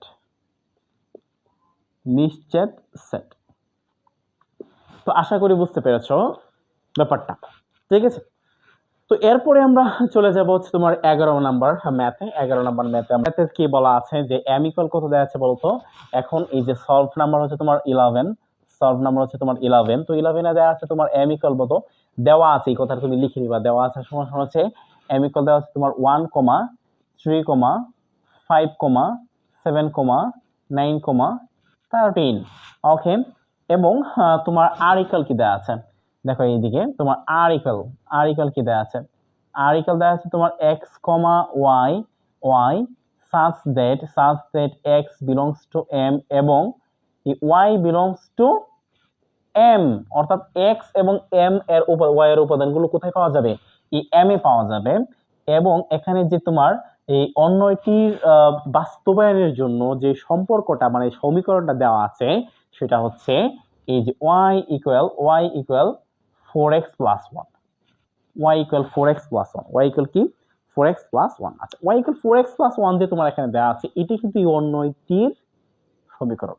ঠিক আছে, তো এই অন্যটির সমীকরণ, তো অন্যটির সমীকরণ কি দেওয়া আছে বলতো এখানে, তো এখানে অন্যটির সমীকরণ কি দেওয়া আছে বলতো, এখানে অন্যটির সমীকরণ লিখে নিবা। অন্যটির সমীকরণ দেওয়া আছে তোমার 4 ইকুয়াল কি 4x plus 1, মানে y ইকুয়াল 4x plus 1।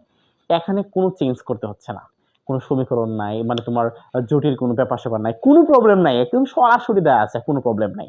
এই জন্য তোমাকে কি করতে হবে, এখন তুমি লিখবে যে x এর বিভিন্ন মানের জন্য, এই যে x এর বিভিন্ন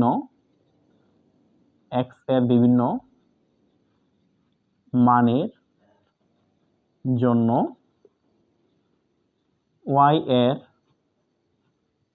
মান বের করি। ঠিক আছে। তো এখন কি করবে, এই যে একটা চার্ট আছে এই চার্টটা করে ফেলবে, ওয়ার মান বের করি, এই যে চার্টটা করে ফেলবে। তা আশা করি সবাই চার্ট পারো, তবে এই চার্টটা কেমনে নির্ণয় করে আবার আমি একটু রিভিউ করে দিব তোমাদের জন্য। তো এখানে এক্স আর এখানে হচ্ছে ওয়াই, ওয়াই ইকুয়াল কি বলতো এখানে 4x প্লাস 1, ওয়াই ইকুয়াল তোমার 4x প্লাস 1। তাহলে আলটিমেটলি তোমার এখানে x এর কয়টা মান বলতো, 1 2 3 4 5 6টা, এই 6টা মানই তুমি এখানে লিখবে, 6টা মান। এই যে 1 2 3 4 5 6, তো এখানে হচ্ছে 1, তারপরে তোমার 3, তারপরে হচ্ছে 5, তারপরে 7, তারপরে 9, এরপরে হচ্ছে তোমার কত 13। তো এক্স এর মানগুলো যেটা হয়তো ওয়াই এর মানগুলো এখন কি তোমরা বের করবো ক্যালকুলেশন করে। তুমি দেখো এখানে এক্স এর মান যদি তোমার কত আসে বলো তো, এই যে আমি এখানে একটু করে ফেলি, 4x প্লাস 1, তো এক্স এর মান যদি 1 থাকে তার মানে কি 4 একে 4, 4 1 কত 5। তারপরে দেখো এখানে এক্স এর মান যদি 3 হয় তো 3 আর এই যে এখানে 4 3 আর 4 3 এবং 4 যদি আমরা গুণ করি কত হবে বলো তো, 3 4 12, 12 আর 1 হলো বলো তো 13। তারপরে আবার যদি দেখো এখানে 4 5 কত বলো তো, 4 5 তোমার 20, 20 আর 1 বলো তো কত 21। তারপরে যদি আমরা এখানে দেখি 4 এবং 7, 4 সাথে কত 28, 4 সাথে কত এই 4 সাথে কত 4 সাথে 28, এই যে 4 সাথে 28, 4 সাথে 28 আর 29, ঠিক আছে। তারপরে দেখো এদিকে কত 9, কত আছে এখানে 9, এই 9 4 নং কত 36, 36 আর 1 কত বলো তো 37। তারপরে তোমার 13, এখন এই 13 যা আছে 13 এর সাথে তুমি এখানে 4x গুণ করবা, তো 4x তুমি 13 এর সাথে গুণ করো, তাহলে 13 × 4 বা 3 4 কত 12, 12 2 4 1 4 আর 4 আর 1 কত বলতো 4 আর 1 হচ্ছে 5, 52, তো 52 1 যোগ 53 হবে, ঠিক কত হবে 53 হবে। ওকে, এখন যে শর্তটা দেওয়া ছিল, শর্তটা হচ্ছে তোমার ছিল এটাই যে এখানে x এর মানগুলো কোথায় থাকবে, m এ থাকবে, এবং y এর মান যেটা আছে y এর মানটা কোথায় থাকবে, এই তোমার m এর ভিতরে থাকবে। তুমি কি এখন বিষয়টা খেয়াল করে দেখছো এই নিচে যে এই y এর যে মানগুলো আছে, y এর সবগুলো মান x এর ভিতরে নাই, দেখো অধিকাংশ মানই তো নাই। 21 কি এখানে আছে, নাই। এই পাশে দেখো তো এদিকে, এই যেটা 21 যেটা 21 থেকে তো নাই, 21 আছে এখানে 21 আছে। y এর মান যে এখানে বলছে যে y এর মানটা m এর মাঝে পাওয়া যাবে, m এ কি তোমার 21 আছে নাই, 21 নাই, 29 নাই, তারপরে তোমার 37 নাই, 53ও নাই, আছে কি, আছে হচ্ছে 5 এবং 13, 5 এবং কি 13। তো এখানে লিখে দিবা যে ব্যাপারটা এইভাবে, তো এখানে দেখা যাচ্ছে তুমি তোমার মতো গুছিয়ে লিখবা যে এখানে দেখা যাচ্ছে যে তোমার যে 21, হচ্ছে তোমার 29, হচ্ছে তোমার 37, হচ্ছে তোমার 53 ডাজ নট বিলংস টু, এই যে চিহ্নটার নাম কি বলতো, ডাজ নট বিলংস টু, অর্থাৎ তারা এটার উপাদান নয়। কিসের উপাদান বলতো, এই আর এর উপাদান নয়, তারা এই আর এর উপাদান নয়, আর সেটের উপাদান নয়, ঠিক আছে। যদি তারা আর সেটের উপাদান না হয় তাহলে আলটিমেটলি দেখো কারা আর সেটের উপাদান, সুতরাং আমরা আর সমান কি লিখতে পারি, আর ইকুয়াল আমরা লিখতে পারছি তোমার কত বলতো, এই যে ক্রমজোড় আকারে লিখতে হবে, যেহেতু তোর x, y মানে 5, 1,5 1,5, তারপরে কি লিখতে পারি বলতো 3,13 3,13 3,13। আচ্ছা ঠিক আছে, এই পর্যন্তই শেষ, কারণ বাকিগুলো আমরা লিখতে পারবো না, ঠিক আছে। যেহেতু এই সদস্যটা এই শর্ত মানে নাই, অর্থাৎ সে m এর সদস্য নয়, তার মানে 5,21 ও এটা সদস্য নয়, 7,29 এমনকি 9,37 13,53 এই একটাও ডাজ নট, মানে সবগুলোই ডাজ নট বিলংস টু আর নয়। আচ্ছা, তার মানে এখন আমাদের কি পাইলাম, আর এর ভিতরে পাইলাম হচ্ছে 1,5, আর কি পেলাম বলতো 3,13 এই 3,13 আর এইটা পেলাম। এখন বলছে রেঞ্জ নির্ণয় করার জন্য, ঠিক আছে না। সুতরাং এই যে রেঞ্জ কি হবে বলতো, রেঞ্জ হবে তোমার এইগুলোতে ডুম আর এগুলো তোমার কি রেঞ্জ, তার মানে 5,13 ক্রমজোড়ের দ্বিতীয় উপাদানগুলো যেগুলো আছে এগুলোকে আমরা কি বলি বলতো, রেঞ্জ। তার মানে এই ম্যাথের ক্ষেত্রে রেঞ্জ হচ্ছে তোমার কত 5,13। তো এখন আমরা যে ম্যাথটা করব এই ম্যাথটা যদি আসে, এই ম্যাথটা আসার সম্ভাবনা খুবই বেশি, আর এই ম্যাথটা আসতে আমি মনে করি যে 90% স্টুডেন্ট কনফিডেন্সের সাথে ভুল উত্তর দিয়ে চলে আসবে, ঠিক আছে। তো এটা খুবই ইম্পর্টেন্ট হতে যাচ্ছে, তোমার মিস করা যাবে না। তো এটা তুলে ফেলো, এটা লিখে ফেলো, আশা করি তুমি লিখে ফেলছো, স্ক্রিনশট নিয়ে নিছো, এতক্ষণে আমি সরে গেলাম। তো এখন যে প্রশ্নটা 12 নাম্বারটা সলভ করবে, a = -1 0 1 এবং s = x, y such that x belongs to a, y belongs to a এবং y² = x, অন্য রেঞ্জ নির্ণয় করো। দেখো ডুম রেঞ্জ কিন্তু অনেকে নির্ণয় করছো, কিন্তু তুমি কি কখনো এরকম বর্গ সম্পর্কিত মানে এরকম যে তোমার এখানে যে সমীকরণটা দেওয়া থাকে বর্গের সমীকরণ, দ্বিঘাত সমীকরণ দেওয়া থাকে, এই দ্বিঘাত সমীকরণের মান যখন তোমার দুইটা আসবে, অর্থাৎ দুইটা এখানে মান আসবে, তখন এই দুইটা মানের জন্য কিন্তু তুমি যখন রেঞ্জ বা ডুম নিয়ে লিখবা তখন কিন্তু দুইবার লিখতে হয়। আর যদি এরকম হয়ে যায় যে কন্ডিশনটা বলছে যে অসংজ্ঞায়িত পর্যায়ে চলে যায়, তখন কিন্তু আমাদের ডুম রেঞ্জ কি হবে, আমি কি অসংজ্ঞায়িতটা দিব, ডুমে রেঞ্জে দিব না দিব না, এটা নিয়ে তুমি বড় ধরনের সংশয়ে পড়বে। তো এই সংশয়ের উত্তর এখনই দিয়ে দিব। তো আমরা এটা মুছে দিই, আমরা এখন করব হচ্ছে তোমার 12 নাম্বার ম্যাথ। তো 12 নাম্বার ম্যাথ করার জন্য আমরা দেখো ফার্স্টে চলে যাব হচ্ছে একদম বেসিক লেভেলে একটা বিষয়, সেটা হচ্ছে অসংজ্ঞায়িত কখন কোন একটা বস্তু তোমার মেথডে এরর আছে, অর্থাৎ ক্যালকুলেটর হিসাব করে শেষ করতে পারে না। দেখো এদিকে এই যে এই পাশে আমি লিখে দিচ্ছি বিষয়টা, যে মনে করো এখানে মাইনাস দিলাম, মাইনাস সামথিং, অর্থাৎ সামথিং শব্দের অর্থ হচ্ছে যে তুমি যে কোনো একটা সংখ্যা এখানে দিতে পারবে তোমার ইচ্ছে মতো, ছোট দেও বড় দেও, কামতে দুনিয়ার উপরে পাওয়ার দেও, যাই কিছু দেও। দেখো এদিকে যদি এটা নেগেটিভ সংখ্যা হয়, মানে minus root over minus something এরকম যদি হয়, যে মাইনাসের উপরে তুমি রুট ওভার দিয়ে দিছো, তাহলে আলটিমেটলি তোমার যে ফলাফলটা আসবে সেই ফলাফলটা তোমার দু চোখে দেখতে পাবে না, মানে তুমি আর এইটা ফলাফল খুঁজে পাবে না, ক্যালকুলেটর নিজেও এই গণনা করে শেষ করতে পারে না। তো এইগুলো আসবে তোমার অসংজ্ঞায়িত, ইনফিনিটি, ঠিক আছে, ইনফিনিটি ইনফিনিটি আসবে বা মেথড এরর আসবে, এগুলো কি আসবে, মেথড এরর আসবে। তো আমি অসংজ্ঞায়িত লিখি বাংলা, এই যে অসংজ্ঞায়িত, অসংজ্ঞায়িত, অর্থাৎ এগুলো বাস্তব সংখ্যার ভিতরে অন্তর্ভুক্ত নয়, এগুলো অবাস্তব সংখ্যা বলে চলে, ঠিক আছে, অবাস্তব সংখ্যা, হ্যাঁ অবাস্তব সংখ্যা বলেই চলে, ঠিক আছে। জটিল সংখ্যার ক্ষেত্রে পরে যায় সেরে, এগুলো পরে ক্লাসে তোমরা পড়বে। তো আমরা এখন যেটা পড়বো, এখন এই যেটা করব এটা করে ফেলবো। দেখো আমাদের সলভ নাম্বার হচ্ছে তোমার 12, সলভ নাম্বার হচ্ছে কত 12। তো সলভ নাম্বার 12 এ কিন্তু খেয়াল করে দেখো আমাদের এখানে দেওয়া আছে হচ্ছে তোমার -101 হচ্ছে তোমার কি 1, ওকে। তারপরে s ইকুয়াল কি দেওয়া আছে, s ইকুয়াল দেওয়া আছে x, y such that x belongs to a এবং y belongs to a, y belongs to a, এবং আরেকটা ঘটনা এখানে আছে, সেটা তোমার কি বলতো y স্কয়ার ইকুয়াল টু কি x, y স্কয়ার ইকুয়াল কি x, y স্কয়ার ইকুয়াল কি x। আচ্ছা, এই প্রদত্ত অন্যটি বর্ণনার জন্য মানে অন্যটি বর্ণনার জন্য প্রদত্ত সমীকরণ দেখো কি আছে, অন্যটি বর্ণনার জন্য, অন্যটি বর্ণনার জন্য প্রদত্ত সমীকরণ। আচ্ছা, কি সমীকরণ দেয়া আছে বলতো, সমীকরণ দেয়া আছে হচ্ছে তোমার এখানে যে y স্কয়ার ইকুয়াল কত x, তার মানে আমরা কি এখন y এর মানটা এখান থেকে বের করতে পারি না, উভয় পক্ষকে যদি আমরা বর্গমূল করে দেই তাহলে কিন্তু আমরা এটা কি পাবো, এই x এর মানটা পেয়ে যাব। তাহলে এটা কি হবে plus minus root over x, হ্যাঁ অনেকে এই জায়গাটা প্রবলেম করবে।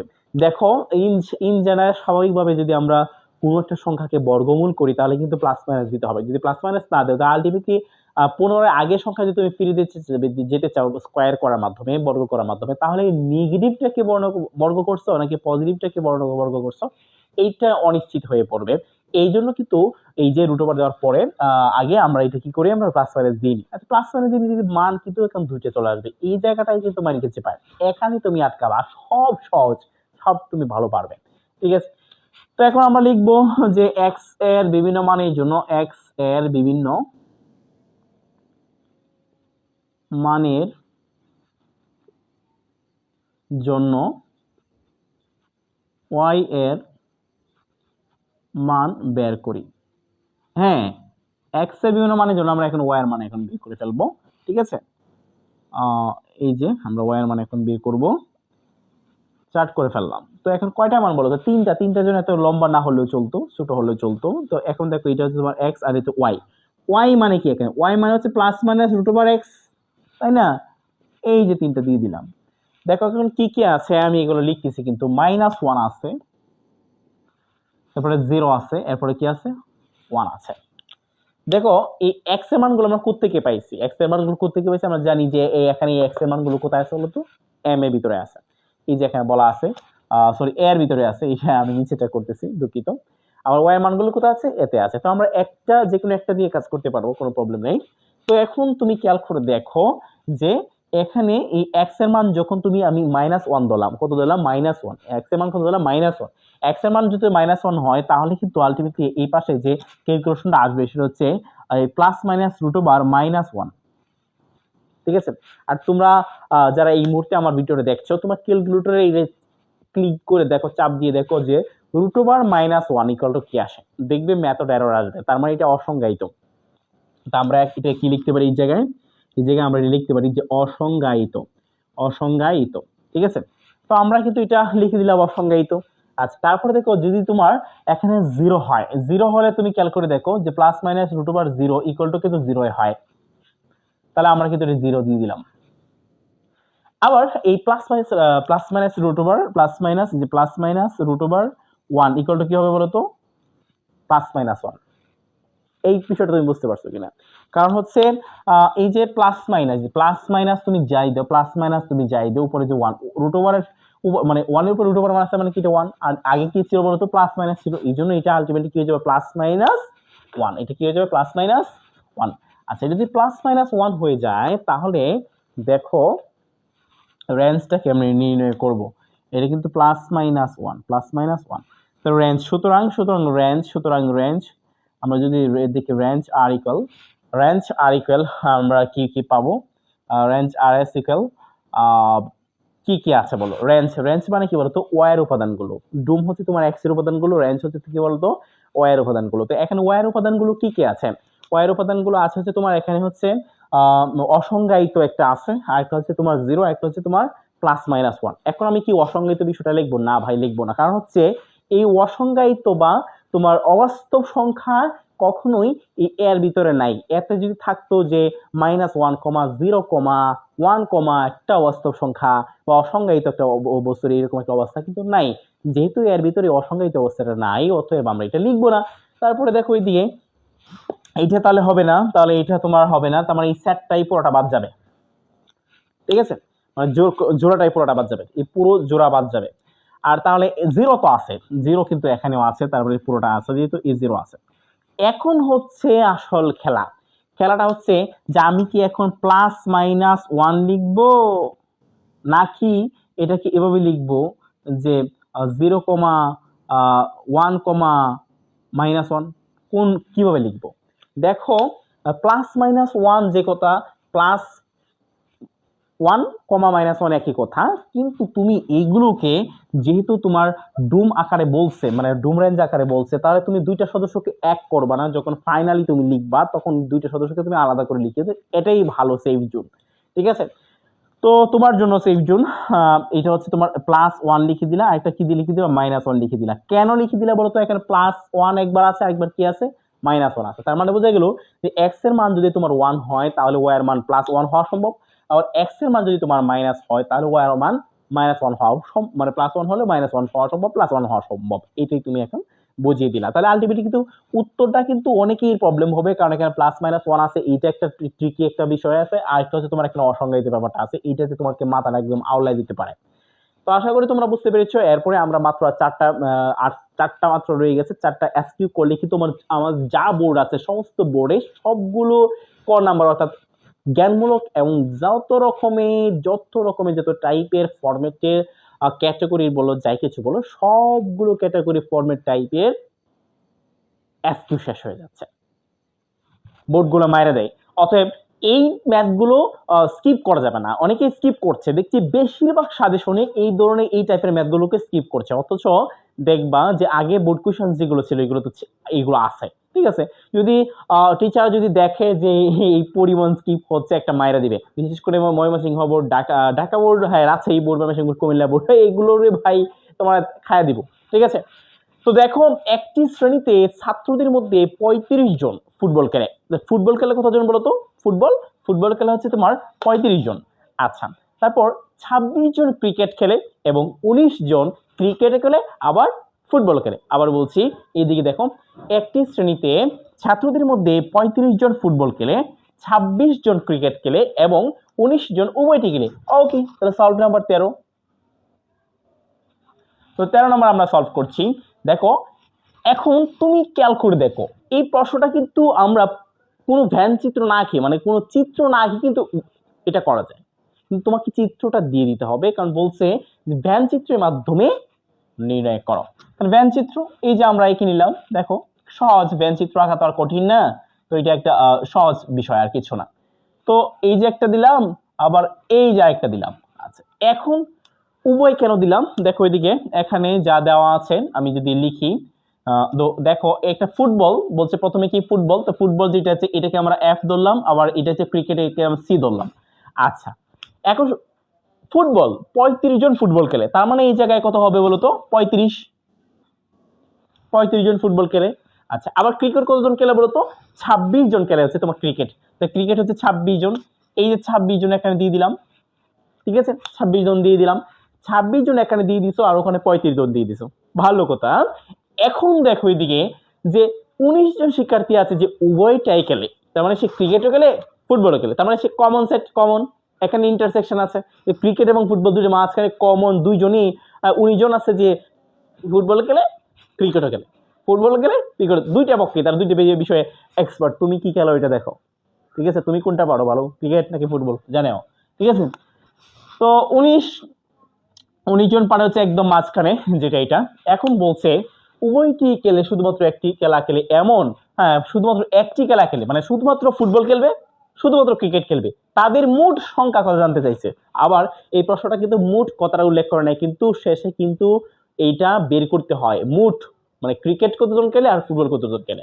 ওকে, তুমি দেখো এইদিকে এখানে দেখো ফুটবলের ক্ষেত্রে এখানে ফুটবল কতজন থাকে আমরা বের করি, শুধুমাত্র ফুটবল, তাহলে শুধুমাত্র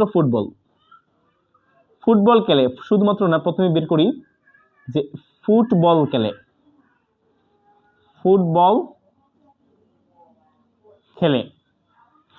কতজন বলতো, ফুটবল খেলে হচ্ছে n of F equal to হচ্ছে তোমার 35, ঠিক আছে। আচ্ছা, ফুটবল খেলোয়াড়ের সংখ্যা। আর যদি এখন তুমি ক্রিকেট খেলোয়াড়ের সংখ্যা দেখো, এখানে এই যে ক্রিকেট খেলে, ক্রিকেট খেলে মানে আমি এটা বোঝাচ্ছি যে ক্রিকেট খেলোয়াড়ের সংখ্যা এটি দেখাচ্ছি, যে ক্রিকেট খেলোয়াড়ের সংখ্যা হচ্ছে তোমার ক্রিকেট সি সমান হচ্ছে কত, 26 জন।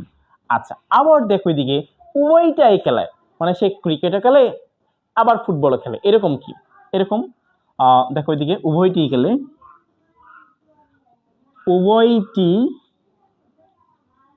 খেলে কতজন, দেখো তো কতজন, উভয়টি খেলে কতজন, এই যে উভয়টি খেলে কিভাবে হবে, এটা কিভাবে নির্ণয় করবা, n of F intersection C, এইটা তোমরা বুঝতে পারছো কিনা। ইন্টারসেকশন মানে তাদের ভিতরে কমন কি সংখ্যক মানে কত সংখ্যক শিক্ষার্থী খেলে, তাদের কিন্তু কমন কত বলতো, দেখা যাচ্ছে হচ্ছে তোমার কত 26, সরি 26 নয় 19, কমন তো তোমার এখানে 19, ঠিক আছে, কমন হচ্ছে 19। আচ্ছা, এই যে কমন হচ্ছে 19। এখন বলছে যে শুধুমাত্র একটা খেলায় খেলে এরকম শিক্ষার্থীর সংখ্যা বের করো। আচ্ছা, আমি যদি ফুটবল খেলে লিখছি হচ্ছে তোমার এন অফ এফ ইকুয়াল 35, আচ্ছা এই ফুটবলের ভিতরে কি ক্রিকেট নাই, এই 35-এর ভিতরে কি 19 নাই, হ্যাঁ এই 35-এর ভিতরেও তোমার 19 আছে, তাহলে শুধুমাত্র ফুটবল খেলে যদি আমরা বের করি, শুধুমাত্র ফুটবল খেলে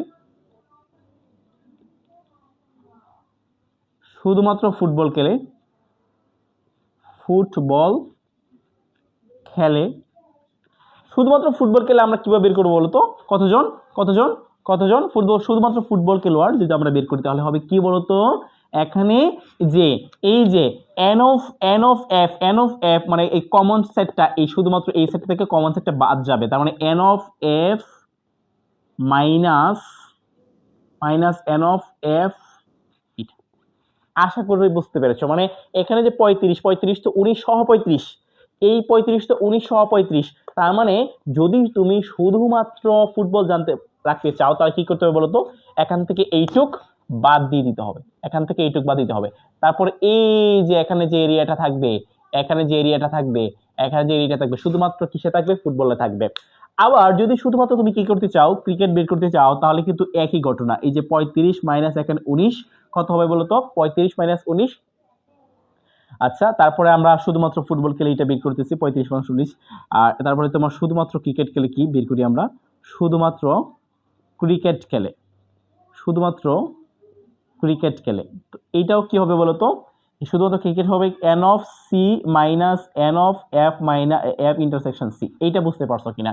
শুধুমাত্র ক্রিকেট, তার মানে শুধুমাত্র ক্রিকেট যদি তুমি বের করতে চাও তাহলে এইটুক আমার লাগবে, আর এইটুক কি করবো আমরা বাদ দিয়ে দিব। ঠিক আছে, তাহলে এখানে কি হবে বলো তো? এখানে হবে তোমার 26 মাইনাস হচ্ছে 19, 26 মাইনাস 19। আচ্ছা, শুধুমাত্র ফুটবল মানে কি একটা খেলা খেলে, শুধুমাত্র ক্রিকেট মানে কি সে শুধুমাত্র একটা খেলাই খেলে। তাহলে আমরা এখানে যা পেলাম পাবো আর এখানে যা পাবো দুইটা আমরা যোগ করে দিব, তারপরে আমরা কি পাবো যে শুধুমাত্র একটা খেলা খেলে কতজন। থেকে শুধুমাত্র ফুটবল একটা মাত্র খেলা খেলে, তাহলে তাদের সংখ্যাটা কত হয় বলতো? এখানে হচ্ছে তোমার 16, আর এখানে 26 থেকে 19 যদি মাইনাস করতে থাকবে তোমার কত 7। ঠিক আছে, তো এই 16 আর হচ্ছে তোমার 7, তার মানে একটা মাত্র খেলা খেলে কতজন? 16 জন। আর কতজন? 7 জন। তার মানে উত্তরটা কি হবে? উত্তরটা মানে শুধুমাত্র একটি খেলা খেলে, অর্থাৎ শুধুমাত্র একটি খেলা খেলে। 17 যোগ হচ্ছে না 16 যোগ হচ্ছে তোমার কত 7 ইকুয়াল টু হচ্ছে তোমার কত 23। তাহলে 23 জন শুধুমাত্র একটা খেলা খেলা কতজন? 23 জন। আমি আবার বলছি কিভাবে বের করবা, যে এই যে দেখো আমি এটা আমি দেখাচ্ছি যে মাঝখানে হচ্ছে 19 দুঃখিত আজান দিচ্ছে, আমি ভিডিওটা পজ করে তারপর আবার ভিডিওটা করি।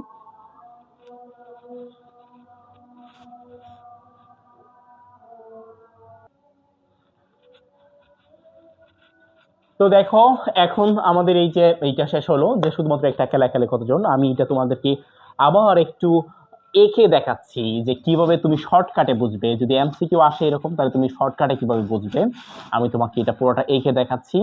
ওকে, দেখো প্রথমেই তুমি ভ্যানচিত্র যদি আঁকো, এই যে দেখো এই যে ভ্যানচিত্র আমি আঁকলাম, এটা তোমার ফুটবল, আর এই যে একটা ক্রিকেট। দেখো ফুটবল হচ্ছে তোমার 35, ক্রিকেট হচ্ছে তোমার কতটুকু 26, আর উভয় হচ্ছে তোমার 19।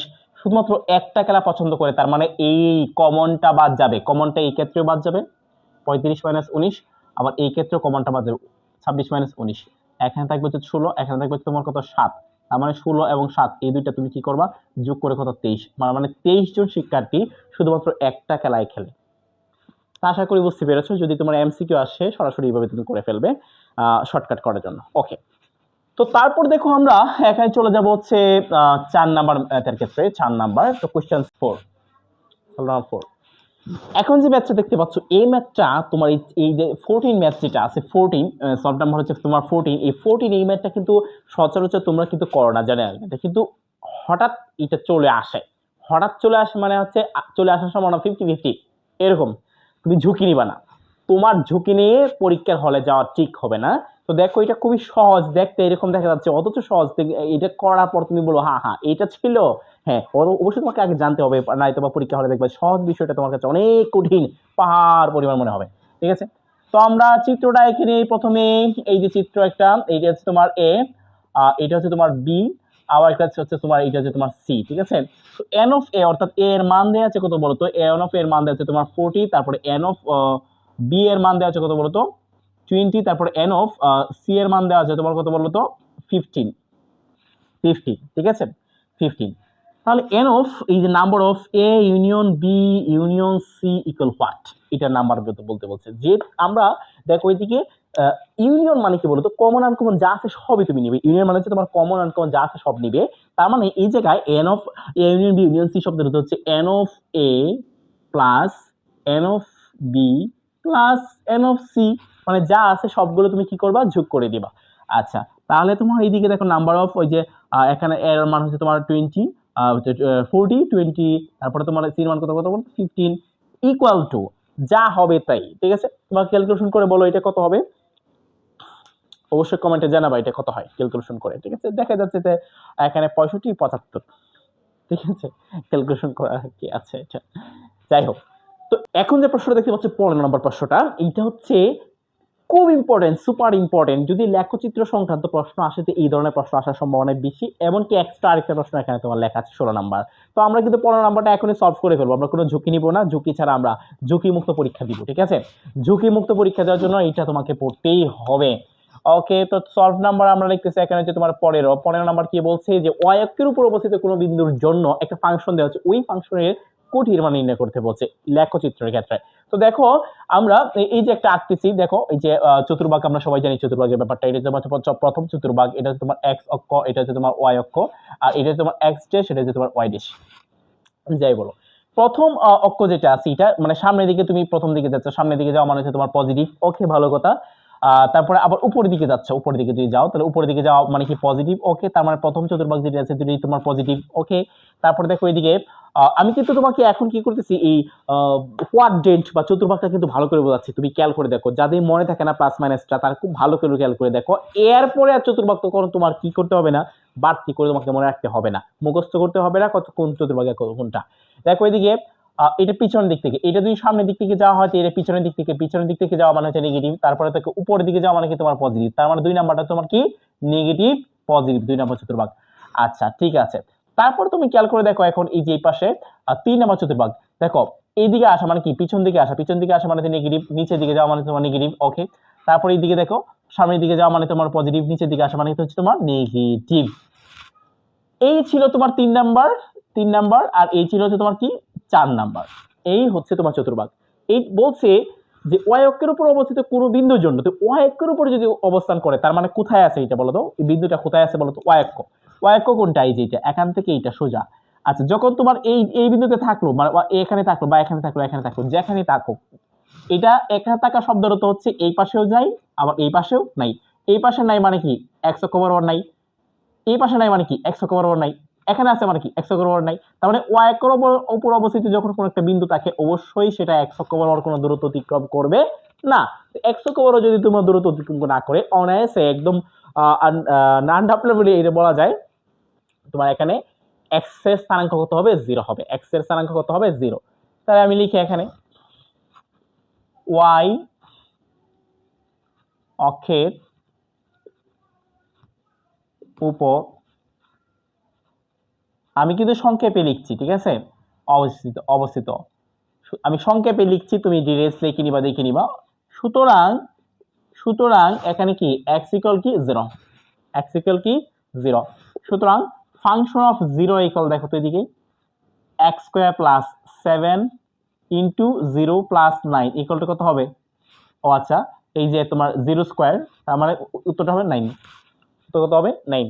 তো x এর এখন মান কত আসলো বলো তো, x এর মান কত তোমার এখানে এই জায়গাটাতে কথা, এখন এইটা কি x এর মান নাকি y এর মান, এটা কি x এর মান কি y এর মান? ভাই এখানে বলা আছে যে y এর উপর অবস্থিত হচ্ছে এই বিন্দুটা, তার মানে x এর মান হবে তোমার 0, আর এই x এর মানটা তুমি যদি এই সমীকরণে বসাও তাহলে তুমি পাবা কি কোটির মান। আশা করি বুঝতে পারছো। সুতরাং সুতরাং কোটি, সুতরাং কোটি হবে কত 9, এইটা হবে তোমার কোটি। ওকে, আশা করি বুঝতে পেরেছো, তোমরা আবার দেখতে পারো ব্যাপারটা। তো এইটাই হচ্ছে সমস্যা যে x ইকুয়াল 0 কেন হয়। দেখো y অক্ষের উপর যখন কোনো বিন্দু থাকে, y অক্ষের উপর অবস্থিত থাকলে সেটা কি হবে, তার এখানে x এর মান 0 হবে, আবার x অক্ষের উপর যদি তোমার থাকে তাহলে y এর মান কি হতো এখানে 0 হইতো। ওকে, তারপরে আমরা এক্সট্রা যে সময় 16 নাম্বারটা, ওই 16 নাম্বারটা আমরা করে ফেলবো এখন। তো 16 থেকে আমি কি ঠিকঠাক লিখছি কিনা একটু দেখে নিই, দাঁড়াও 16 আমি ঠিকঠাক লিখছি কিনা। হ্যাঁ আমার মনে হয় যে 16 ঠিক লিখছি। ওকে,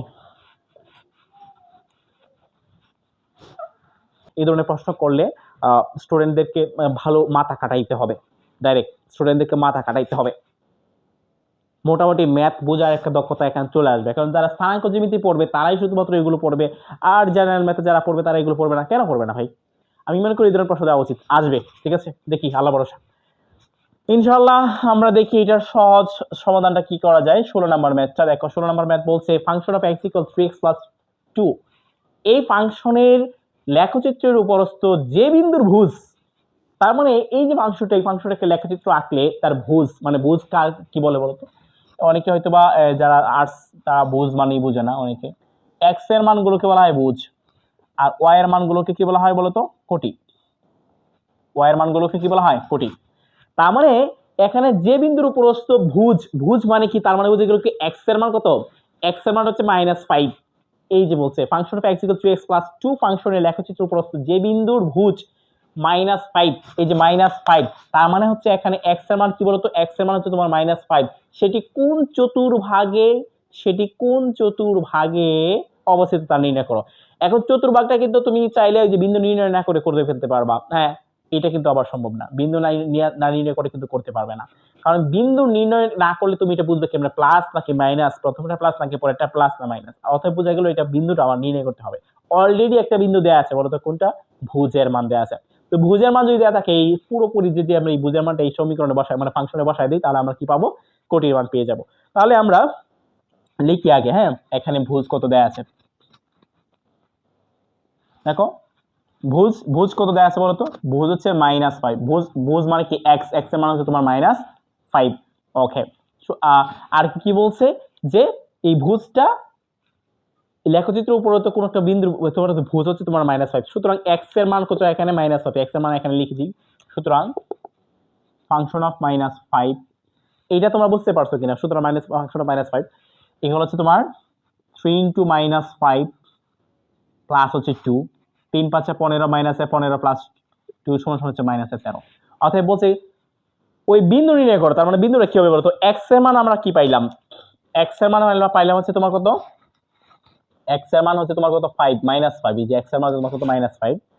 আর তাহলে এই যে এখন যে আমরা পাইছি এটা কিন্তু y, আসলে প্রকৃতপক্ষে এটা লেখা উচিত ছিল y সমান ফাংশন অফ x ইকুয়াল তোমার কত 3x + 2, এটা হচ্ছে তোমার y এর মান, কিসের মান, y এর মান। আচ্ছা, তার মানে এখন দেখা যাচ্ছে আমরা এটা লিখে ফেলতে পারবো। সুতরাং আমরা কি লিখবো, সুতরাং বিন্দুটি কোনটা হবে বলতো, বিন্দুটি হবে x, y। দেখো x এর মান কত, x এর মান হচ্ছে তোমার -5, y এর মান কত -13। একটু আগে মানে তোমার 15 নাম্বার যখন ম্যাথ আমরা সলভ করছিলাম, তখন কিন্তু আমরা এই চতুর্ভাগের ব্যাপারটা দেখছিলাম যে 3 নাম্বার চতুর্ভাগ, এটা তোমার প্লাস প্লাস, এটা হচ্ছে তোমার কি মাইনাস প্লাস, এটা হচ্ছে মাইনাস কমা মাইনাস, এটা তোমার প্লাস কমা মাইনাস, এটা তোমার তৃতীয় চতুর্ভাগ, কত কোন নাম্বার, তৃতীয় চতুর্ভাগ। 3 নাম্বার চতুর্ভাগে এটা অবস্থান করতেছে, তার মানে তার অবস্থান কোন নাম্বার বলতো, তৃতীয় চতুর্ভাগে অবস্থিত,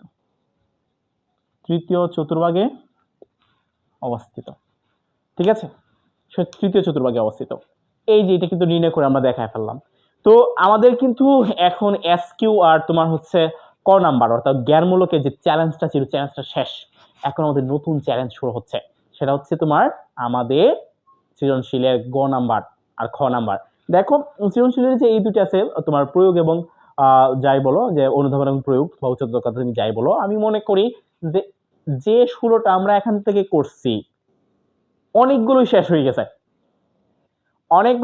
গেছে ভাই। এখন আমরা একদম আরামসে করতে পারবো। এই 16টা যারা করছো তোমাদের একটা ভালো একটা এখন ক্যালকুলেশন দক্ষতা তৈরি হয়েছে ভাই। এখন এই ক্যালকুলেশন দক্ষতার মাধ্যমে বাকিগুলো সহজ হবে।